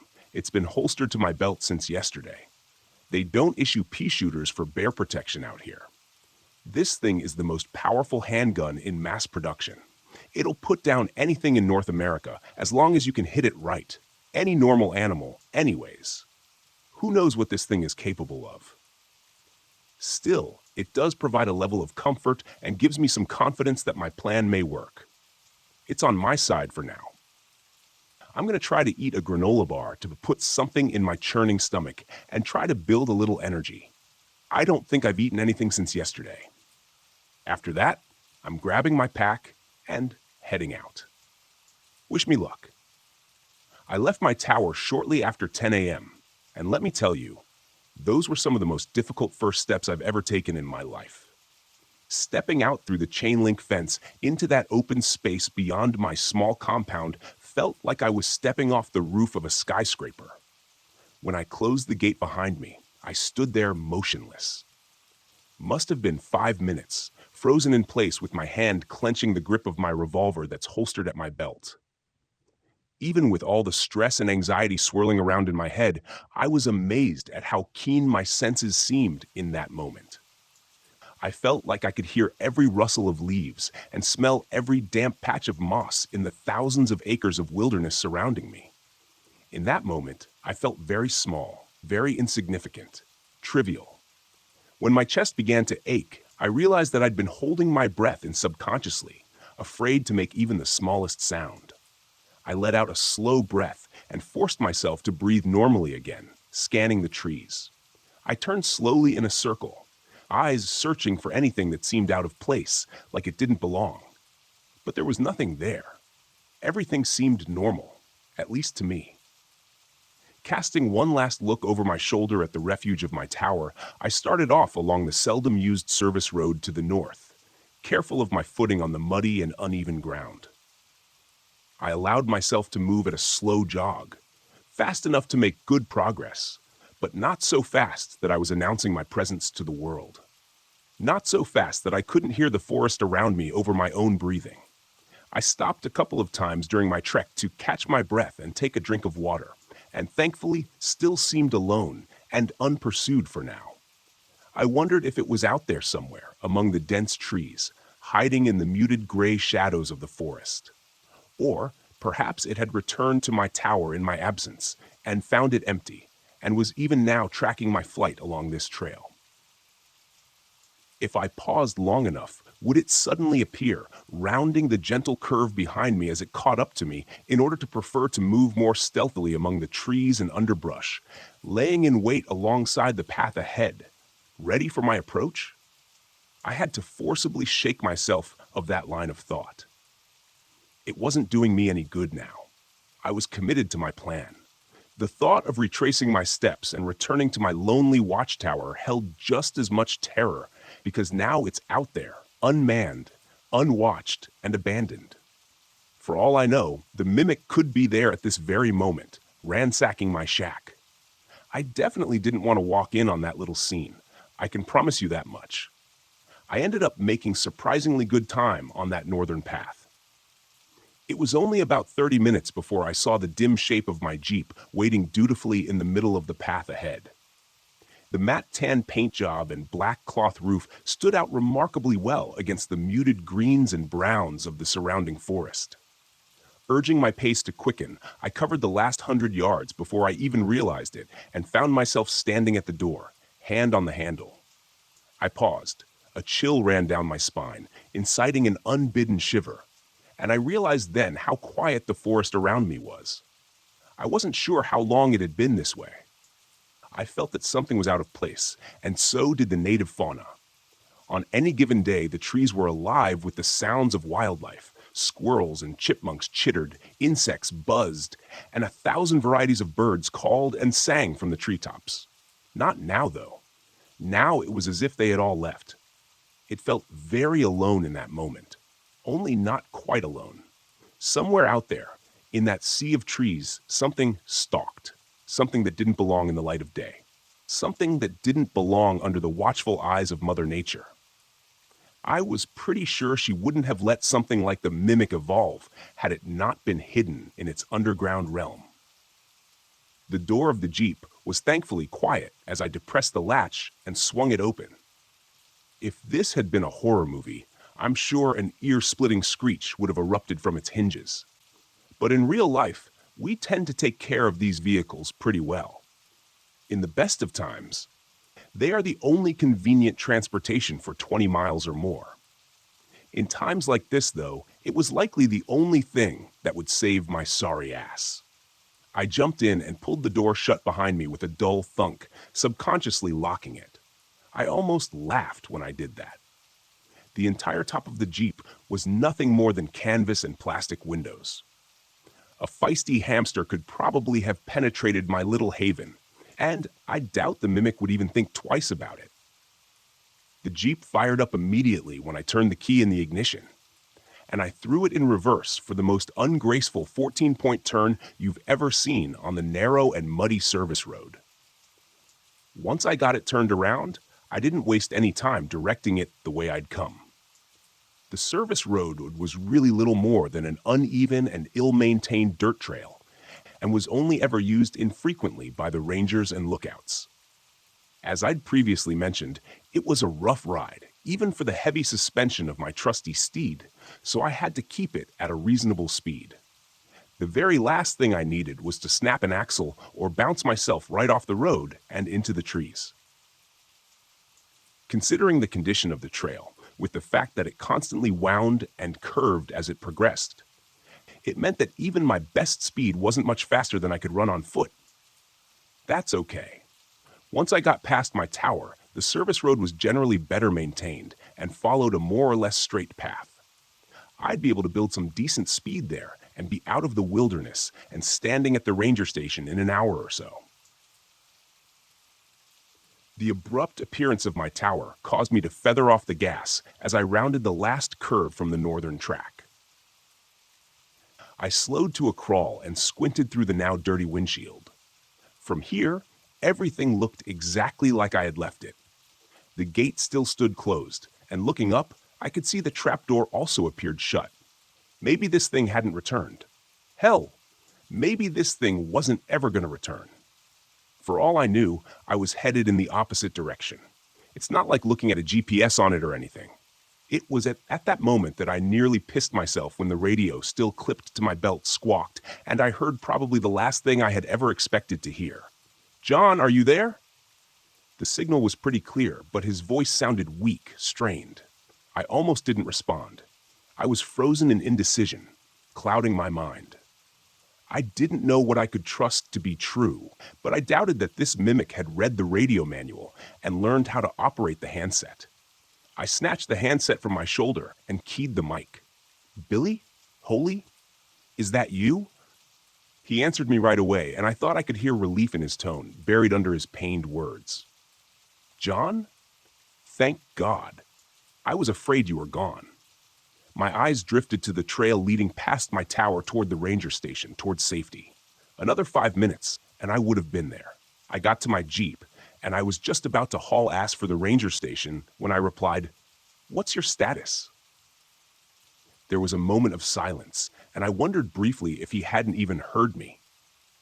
But then he answered, "I'm not doing too hot, John. I'm in my tower, but that thing hurt me. I've lost a lot of blood, and I've been drifting in and out. I've patched myself up as best as I could. I stopped the bleeding for my leg." He frowned and closed his eyes for a moment, asking a question I was pretty sure I knew the answer to. "Are you able to get back to your Jeep?" I thought I heard a coughing bark of laughter before he answered. "I don't think so. Pretty banged up, man. What happened?" "Billy, son of a... It got into my tower, managed to get a shot off, but not before it got a jump on me. I took off before it did me in, so I think I hit it. I don't know where it is now, though. My tower is wide open, and it hasn't come back, so maybe it's dead." I doubted that. Things never work out that simply. "Are you stable, Billy? Can you be moved?" Another silence, and then he said, "I know what you're thinking, John. Just turn your Jeep around and haul ass to the ranger station. That's an order." I dropped my forehead to the steering wheel, closing my eyes and cursing. It would have been easier if Billy hadn't radioed me. I know it's selfish. I know I'm an idiot for even thinking it, but I could have been blissfully out of range if he'd only waited for 10 more minutes. Still, I put the throttle down and got the hell out of there.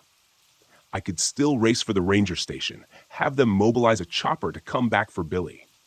But they were at least an hour away. Factor in the spin-up time for the helicopter, and you're talking more like an hour and a half before anyone gets to him. It didn't sound good. Something told me it was unlikely he'd last that amount of time. I could still turn left. I'd likely live. But could I live with myself knowing that I left Billy to die alone in his tower? What if our situations had been reversed? Sure, I might be saying the same words he was saying now, but in my heart, I'd be pleading for that voice on the radio to help me. I couldn't imagine being in his position, lying there, hurt, bleeding out, knowing that his safe haven was wide open and that thing was out there somewhere. Look, I know what you're going to say. I know what you're probably saying already. Don't be a dumbass. This is exactly why everyone dies in a horror movie. I get it, believe me. I get it. But this wasn't a movie. My friend was lying there, dying in his shack. If I could get to him and get him into the Jeep, we could both get out of there, leaving this twisted nightmare behind us. Billy, I'm headed your way. Get ready, because we're going to wrestle you down the stairs and into my Jeep as quickly as we can, I said, cranking the wheel to the right and taking the western trail with more speed than I should have. John, I gave you an order. Get out of here now. Despite the situation, I managed to start a grin as my rig bucked and bounced over the uneven trail. Billy, I'd like to take this opportunity to officially tender my resignation from the Fire Watch. Now shut your mouth and conserve your strength. I'll be there in 15 minutes. 15 minutes. Trying to be a pretty good guess, and before long, I skidded to a halt outside Tower 12, next to Billy's ride. I opened the door and stepped out into the quiet air, my handgun coming from its holster and held before me like some sort of shield. I took a quick moment to let my eyes roam over the surrounding woodlands for any sign of movement, before quickly jogging around my Jeep and toward the compound's entrance. I passed through an open doorway, taking note of the heavy chain-link gate that was lying twisted 15 feet inside the fence. Another dozen paces, and I was at the base of the stairs, craning my neck to make sure nothing was awaiting me above. I kept the mic on my shoulder and said in a low voice, "Billy, I'm outside your tower right now, heading up. For Christ's sake, don't shoot me." I turned the volume on the speaker down just in time for his response. "Damn it, John. I told you to leave."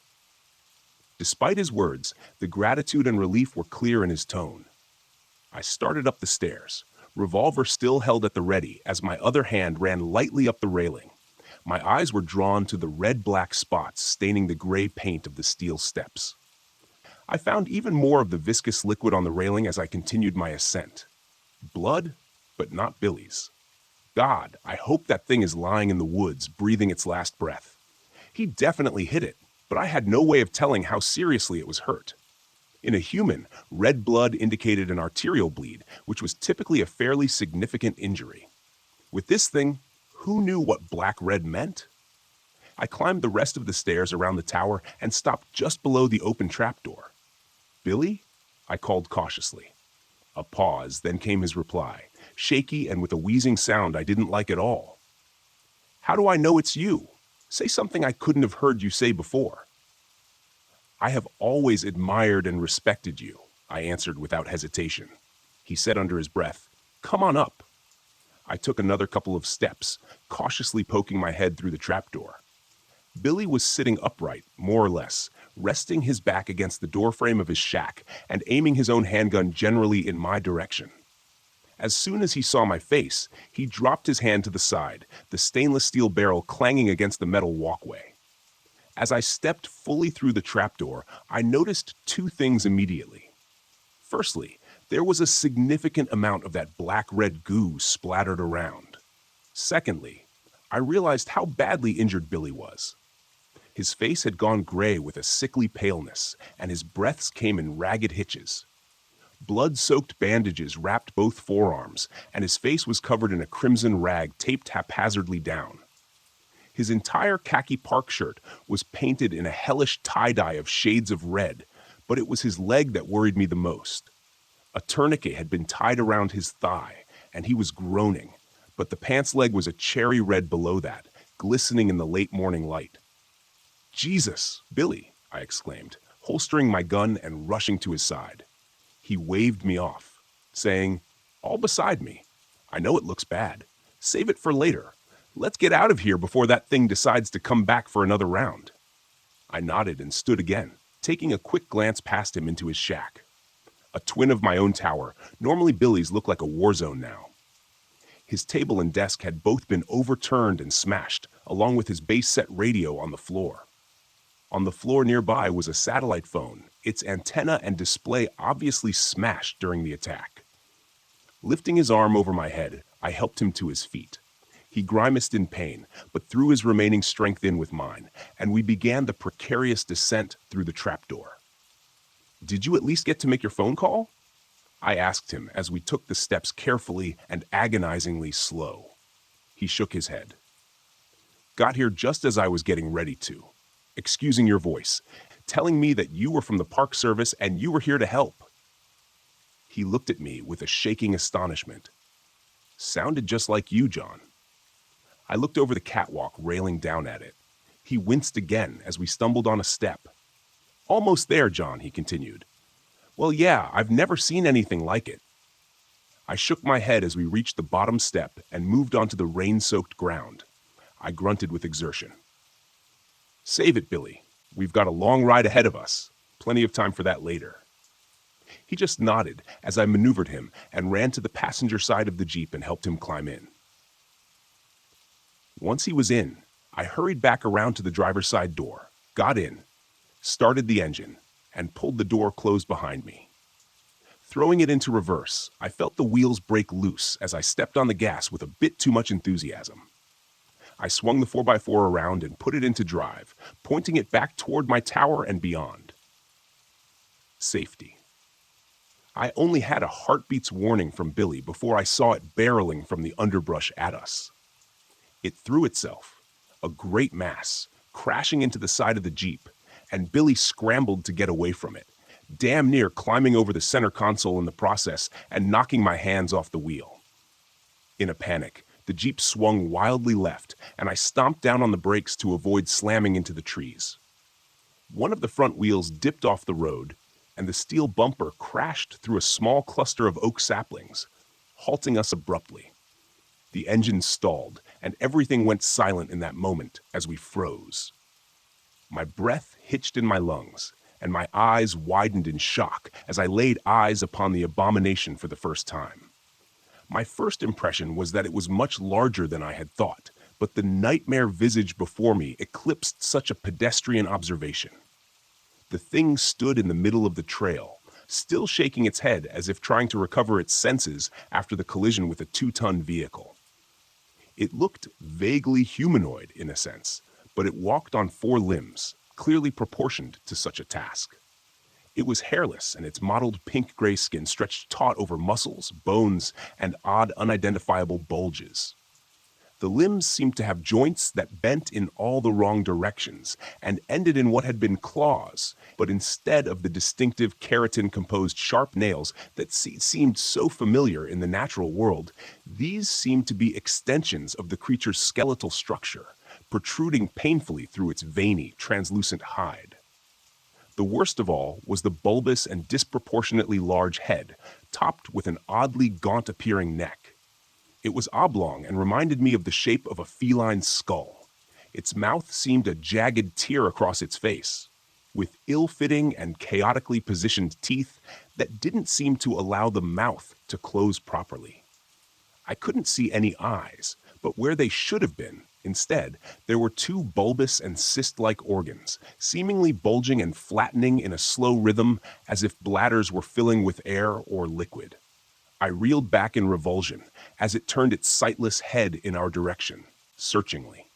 Flaps of skin on either side of its malformed snout opened slowly, like some obscene blossom composed of milky gray bat wings, and I had the sense that it was using them to try to somehow locate us. It was then I saw where Billy's shot had struck the creature in the face. One of the snout flaps was nearly completely severed, hanging limply in contrast to its sibling. A gouge furrowed by the bullet's travel creased along the right side of the thing's head, piercing and ravaging the bulbous organ on that side and leaving it a deflated sac. When it turned its head further in our direction, I could see clearly where it had bled significantly from the shot, but I was horrified to see that the wound had already sealed itself, leaving a shiny silver scar to mark the incident. "I knew I hit you, you bastard," Billy whispered, half to himself. The mimic stopped its motion, and we watched as the uninjured bladder on its head expanded like a half-filled party balloon. It dipped its head a bit, and we saw 2 membranous slits in the top of its skull dilate.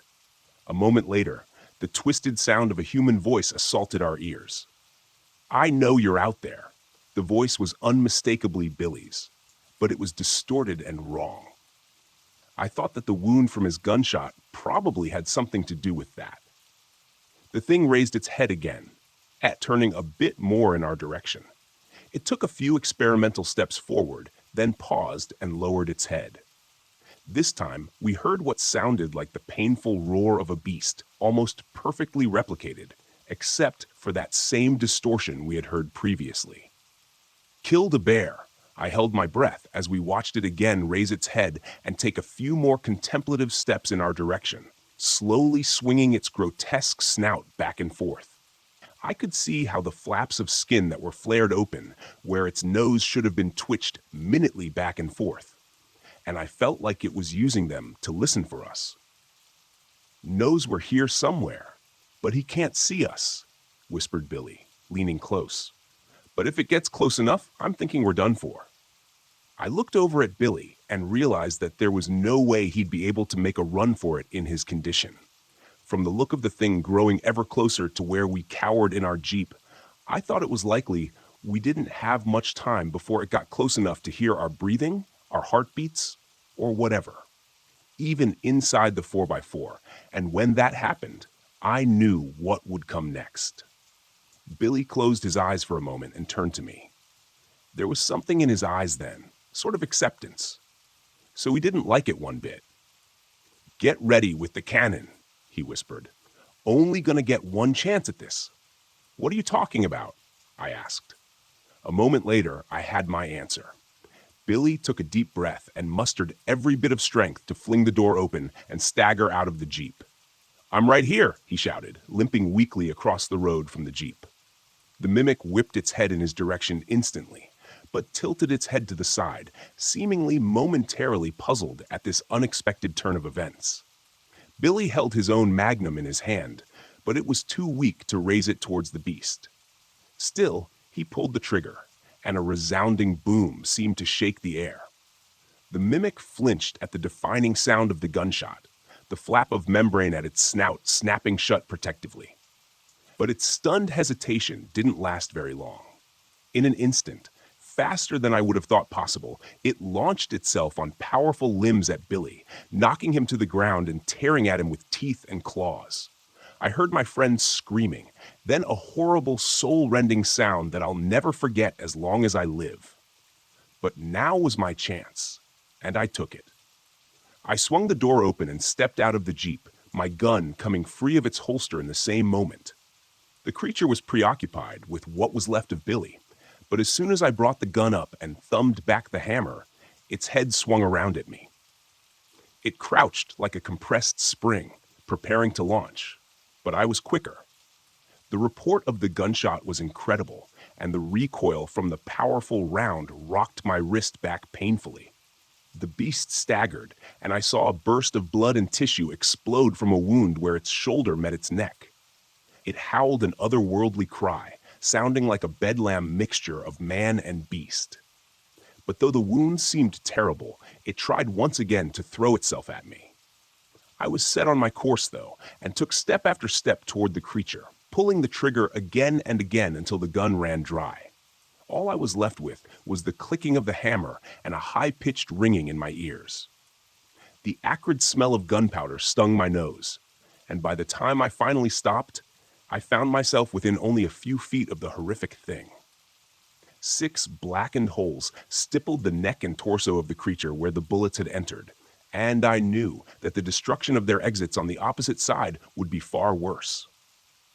The mimic lay sprawled across the ruined body of Billy Johnson, its weight crushing whatever had been left of my friend.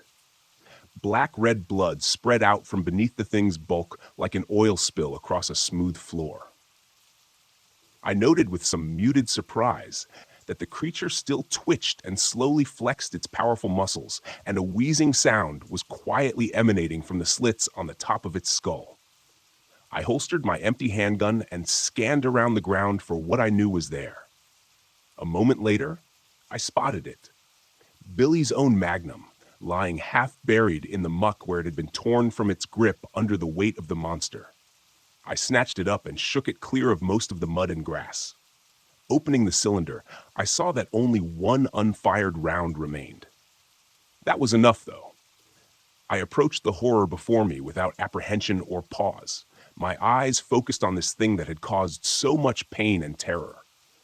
I thumbed the hammer back and placed the muzzle against the mimic's head, which still convulsed with some small remaining life.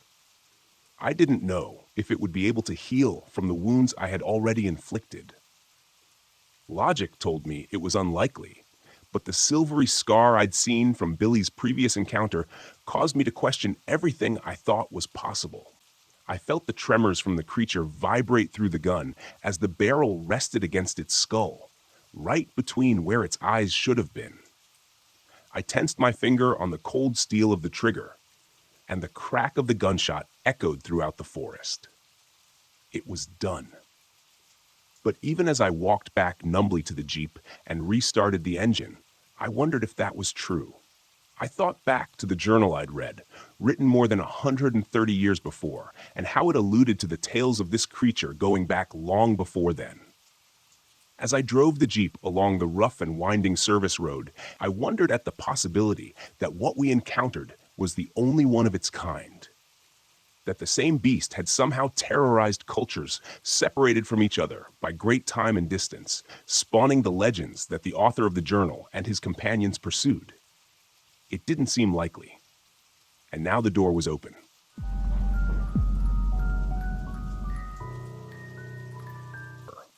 The job of a Yosemite Park ranger isn't what most people imagine.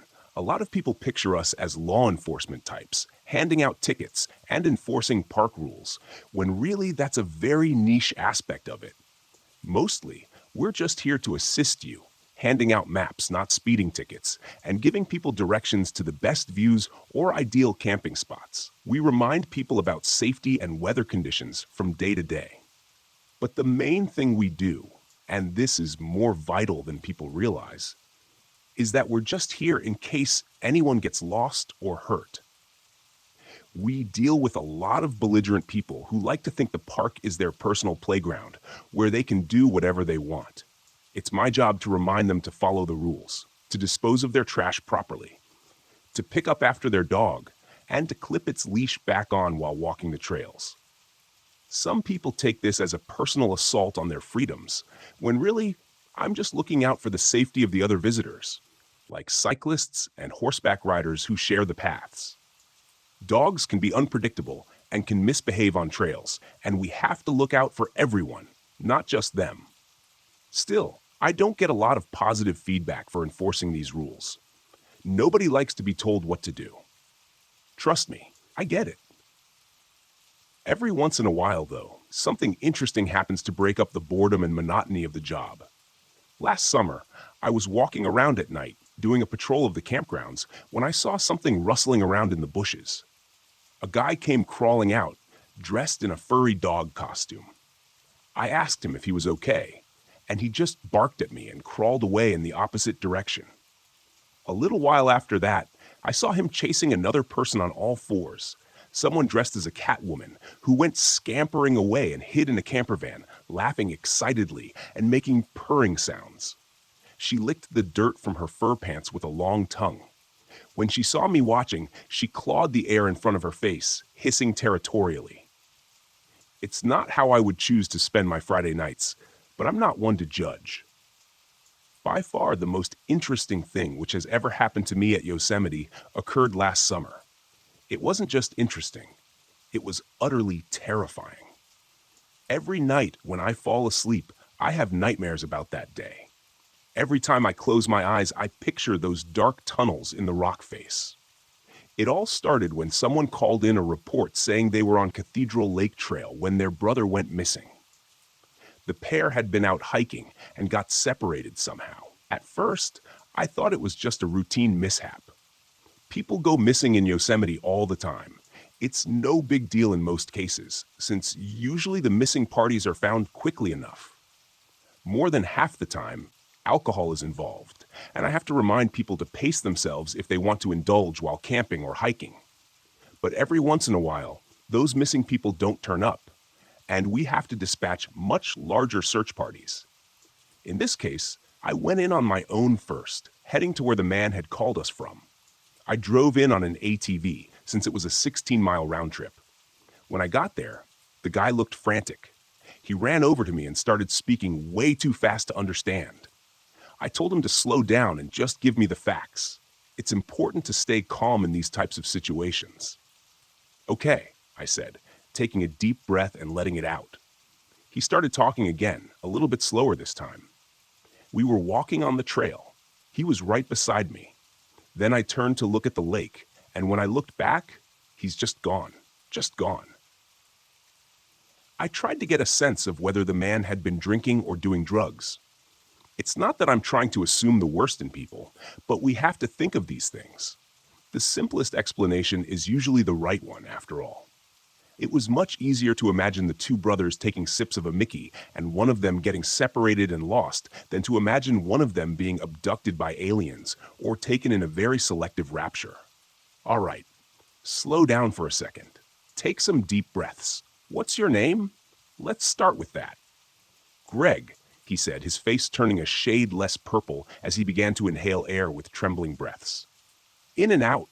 Okay, Greg. I took out my notepad, jotting this down along with his last name, which I'll leave out for the sake of privacy. And what's your brother's name? Dave, he said, sniffling as if he'd been crying recently. And where's the last place you saw your brother? Let's retrace your steps.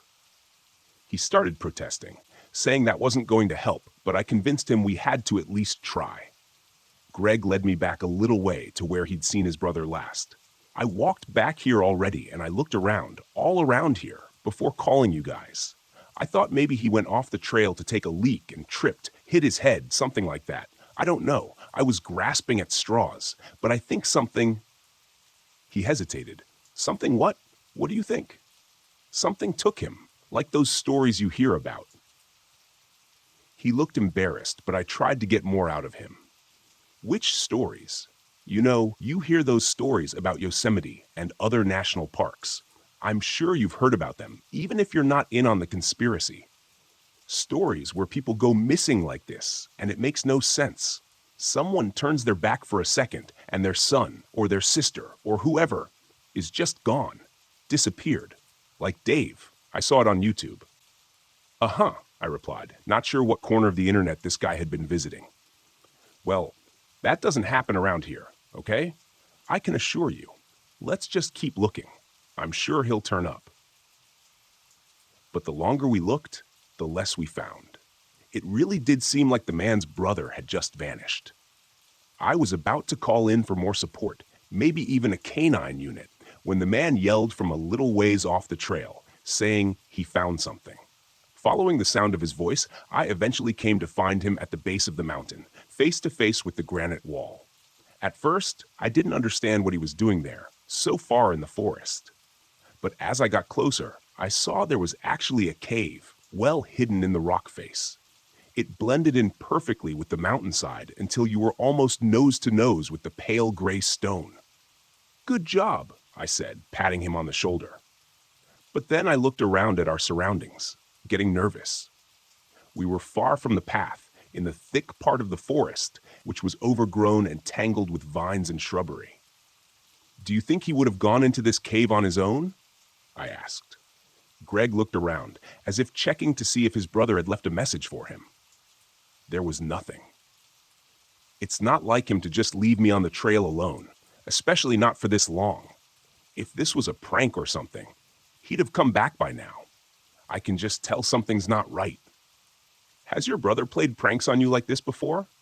I asked. The man was in his 20s, and his brother was probably of a similar age. Young men occasionally get lost or injured trying to scare each other by pulling pranks or filming videos in the woods. It was rare, but it had happened before. Once or twice, he admitted. I didn't call you guys for a while because I thought he was messing with me. I wouldn't put it past him, but not for this long. I was getting annoyed. Mosquitoes were biting my neck, and I was sweating in the heat of the afternoon after marching through the foliage for hours. I imagined the guy hiding inside the cave, trying to scare his younger brother. Maybe he'd fallen asleep in his dark hiding place, or he was just pushing it too far. But either way, I was upset. If this was a prank, it had wasted most of my afternoon when I could have been doing better things. It probably annoyed me even more because I have my own older brother back home who played tricks on me in my younger days, and this was bringing back bad memories. All right, you can come out of there right now, I yelled, marching into the cave, thinking the young man would be hiding in a small alcove, and I'd give him a piece of my mind. I turned a corner and saw a dark tunnel leading deep into the darkest recesses of the granite. It seemed to go on forever. This made no sense. As far as I knew, there was no tunnel in this location. One this large would have been mapped and reported, but this had been well hidden, nearly invisible in the rock face. I wondered if anyone knew about it, and I wondered if it was safe. I didn't feel comfortable going in any further.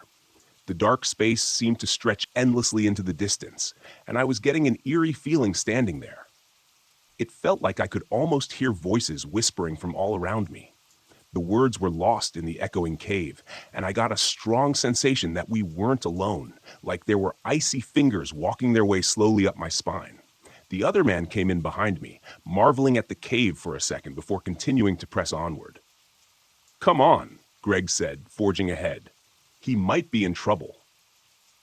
He was anxious to keep going, not scared enough of this horrifying place with whispering voices coming from the shadows all around. His apparent lack of fear made me twice as scared. "I'm going back for help," I said, shuffling backward. "This isn't safe. Nobody knows we're here." My training and instincts were overwhelming my curiosity, but Greg didn't care. The man just continued going forward, disappearing into the darkness. A few seconds later, he was gone, and there was no indication that he had ever existed in the first place, except for my memory of him. "Greg!" I called out into the black abyss. There was no response. He might as well have been a ghost. An overwhelming urge to follow him rushed over me, and I took a few stumbling steps forward, feeling hypnotized by that black tunnel leading on forever ahead of me. But then I shook my head, slapping my face as I tried to wake myself up from whatever trance I was in that was overruling my common sense. I turned around and left the cave, my legs shaking and my hands unsteady as I called for assistance. After meeting the search party back at the trail, we went through the woods again to find the cave hiding within the 10,000-foot-tall rock face of Cathedral Peak. But it was gone. I remembered having trouble finding it the first time, thinking it was well hidden among the pale gray surface of the mountainside. You had to be nearly face to face with the wall to see it. It was so invisible among the crags and the boulders. I tried to tell my supervisor and the other members of the search party, but they didn't believe me. They said there was no tunnel there. They looked for hours and found nothing. Helicopters swept the area. More teams with more dogs, bloodhounds and German shepherds. But nothing was turned up. There was no trace of anyone having been out there. Except for me. Except for me, dumbfounded for the rest of the week, and for the rest of the summer, I couldn't focus on anything. My mind kept going back to that conversation I'd had with the man on the trail named Greg. The man who lost his brother and then disappeared into a cave that didn't exist. More and more, I began to wonder what would have happened if I'd followed after him. It took a full year for me to build up the courage to go back out to that exact same spot again. It happened to be on the same date, around the same time of day. Only this time, I wasn't on duty. It was my weekend off, so I had plenty of time to comb the area for clues. My backpack was full of provisions, and I had enough to last for a night or two in the woods. Maybe longer, if necessary. Somehow, I knew. I just had a feeling. If I went back on that day and at that time, it would be there, the cave that didn't exist. Cathedral Peak loomed above me, getting larger as I made my way through the forest, moving toward it. The gray clouds above were shrouding the sun in darkness, while the thickening canopy blocked any remaining light from overhead. A chill ran through me, causing me to shiver involuntarily as I laid my eyes on the black hole in the rock face, so plain, clear to see now. Taking a step forward, I found myself standing right in front of it, and I reached out my hands to feel the outline of the entryway, as if to confirm it was real. I took a deep breath, like a diver about to submerge, and went inside. The air was cold and damp, with a strange coppery smell. My flashlight was on my belt, and I grabbed it, but decided not to turn it on. I was getting a strange feeling, like I was in an unsafe place and needed to stay silent, hidden. There was a sound coming from up ahead. I couldn't place it. It was like a slurping, chewing sound, like someone tearing meat from bones with their teeth. As I went deeper and deeper into the tunnel, the air became colder, so damp. I felt droplets of water running down my face, into my eyes. A trickle of light was filtering in from somewhere as well, causing the cavern to faintly glow in places. The air seemed to shimmer and dance in front of my eyes. As I went deeper and deeper, feeling entranced as I stumbled along in the shadows, I realized there was something wrong with me, as if I had been drugged. But strangely, I no longer cared. In fact, I found the sensation quite pleasant. But then I was abruptly awoken from my daydream as I came around a corner and saw the horror unfolding within the guts of Cathedral Peak. I can't possibly explain what I saw down there, and the shadows obscured most of it, drenching the monstrous creature in darkness. The impression I got was of something like an octopus or squid, crossbred with some oversized plant or dark fungus of some sort, sucking and slurping, chewing and crunching something between its teeth. After a few moments of inspection, I realized it was a person's face that was being eaten, as the details could just barely be seen in the dim light of the cave. Skin was being stripped from its cheeks, the eyelids ripped off, the lips peeled back and slurped up like noodles. Tentacles like tangled vines were slithering and sliding across the pale gray stone floor all around me. At first, I thought it was mud beneath my feet, but when I came fully to my senses, I realized it was blood mingling and mixing with the dust beneath my feet, creating a dark, toxic red slurry which sucked at my boot heels. There were tentacle vine things everywhere. I realized with numb shock my feet were actually stepping on some of them, and I was amazed the creature hadn't noticed me yet, if it was a part of them. But it was obviously caught up with whatever meal it was currently ingesting. Feeling very glad I hadn't turned on my flashlight, I began to back away very slowly, my boots crunching across the writhing tentacles. A sick knot in my stomach was rising up and threatening to make me puke, fear and revulsion twisting my gut. My mind was spinning, and my thoughts were racing.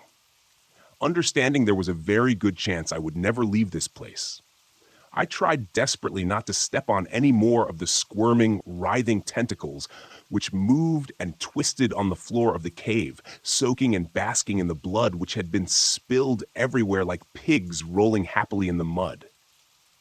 There's no possible way there could be so much of it, I thought. No one person has this much blood inside them. This is like a flowing river. And then I saw the others. They were hanging, suspended from the ceiling, from the walls, from everywhere, amidst the purple vine tentacles. They breathed in and out, still being kept alive, but just barely. Dozens of them were strung up and down the length of the cave, their chests rising and falling with weak breaths, but none of them opening their eyes or speaking. It was like they were sleeping. After a few long moments of searching, I found him, Greg, the hiker from the trail, who was looking for his brother. He was hanging upside down from the wall just beside me, his eyes closed. Parts of him were missing, a piece of his cheek, part of his hand. The wounds were slowly healing. The creature, whatever it was, kept its victims alive down there.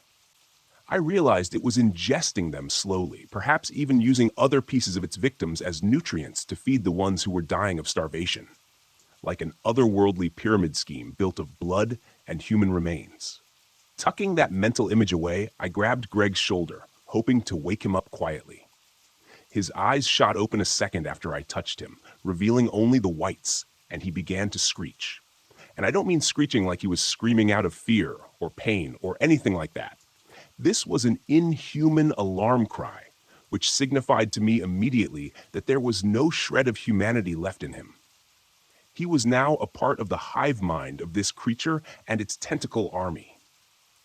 As his head turned on a swivel, I saw smaller tentacles were wrapped around him, going into his brain, into his neck, invading his ears and eyes, and drilled into his spinal column as well. I screamed involuntarily seeing these details and heard the creature in the tunnel as it recognized my presence. It wasn't fast, whatever it was, but it was huge, and I was in its home. The cave shook around me, dust and pebbles falling from the stone ceiling.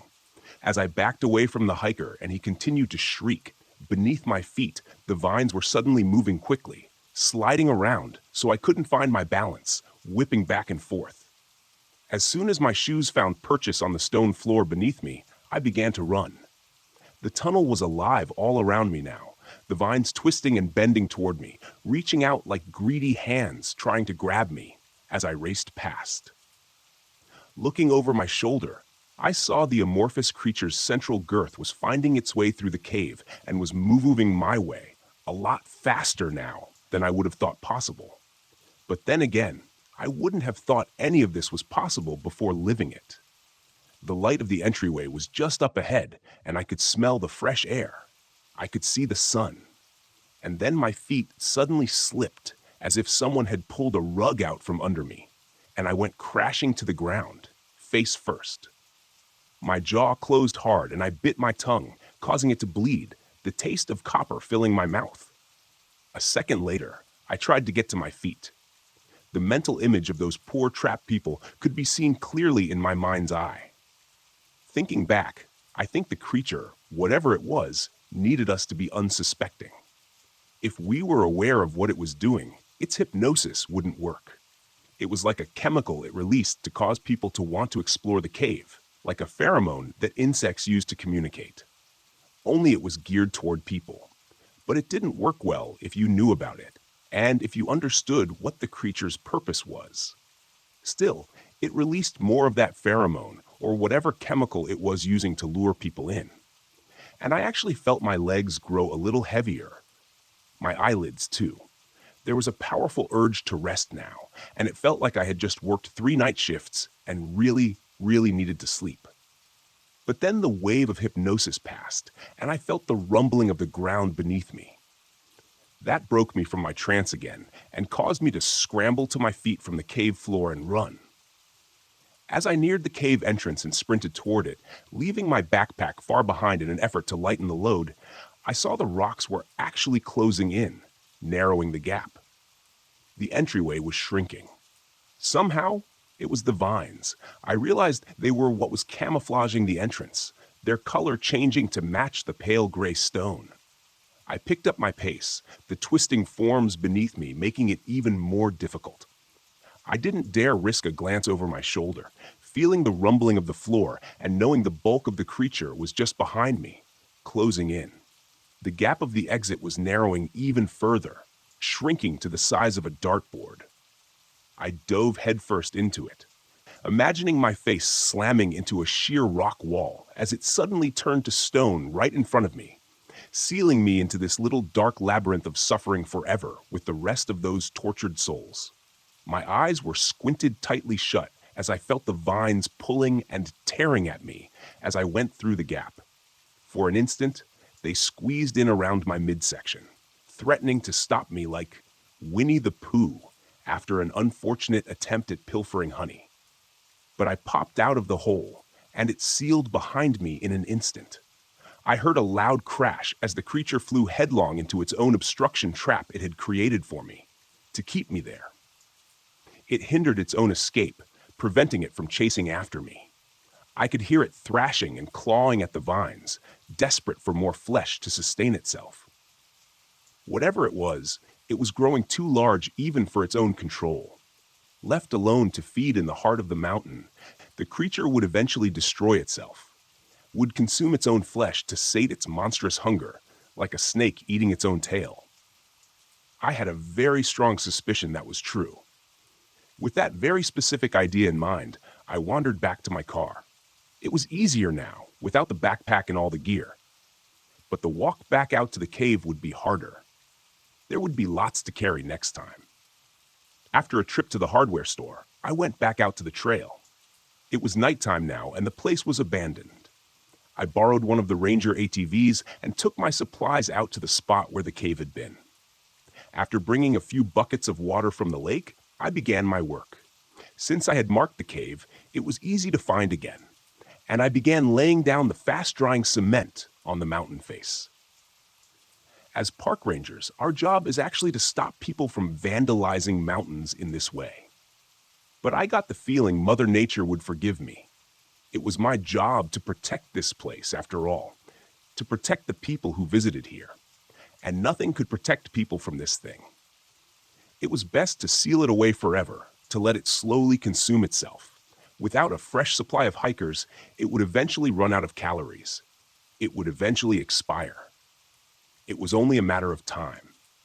The vine tentacles squirmed beneath the layer of cement, groggily reaching out for me, trying to pull me in. I grabbed the trowel and slopped another thick coating of cement on top of them, and watched as it rapidly began to dry. The tentacles began to smooth out and settle back down again, falling asleep and looking very much like the rock face of the mountain again. That inhuman shriek could be heard from inside again, much louder this time, as if all the hikers the creature had abducted had woken up at the same instant, for just a second, and realized their predicament. "Sorry, Greg," I muttered to myself, alone in the dark forest. "I told you not to go in there."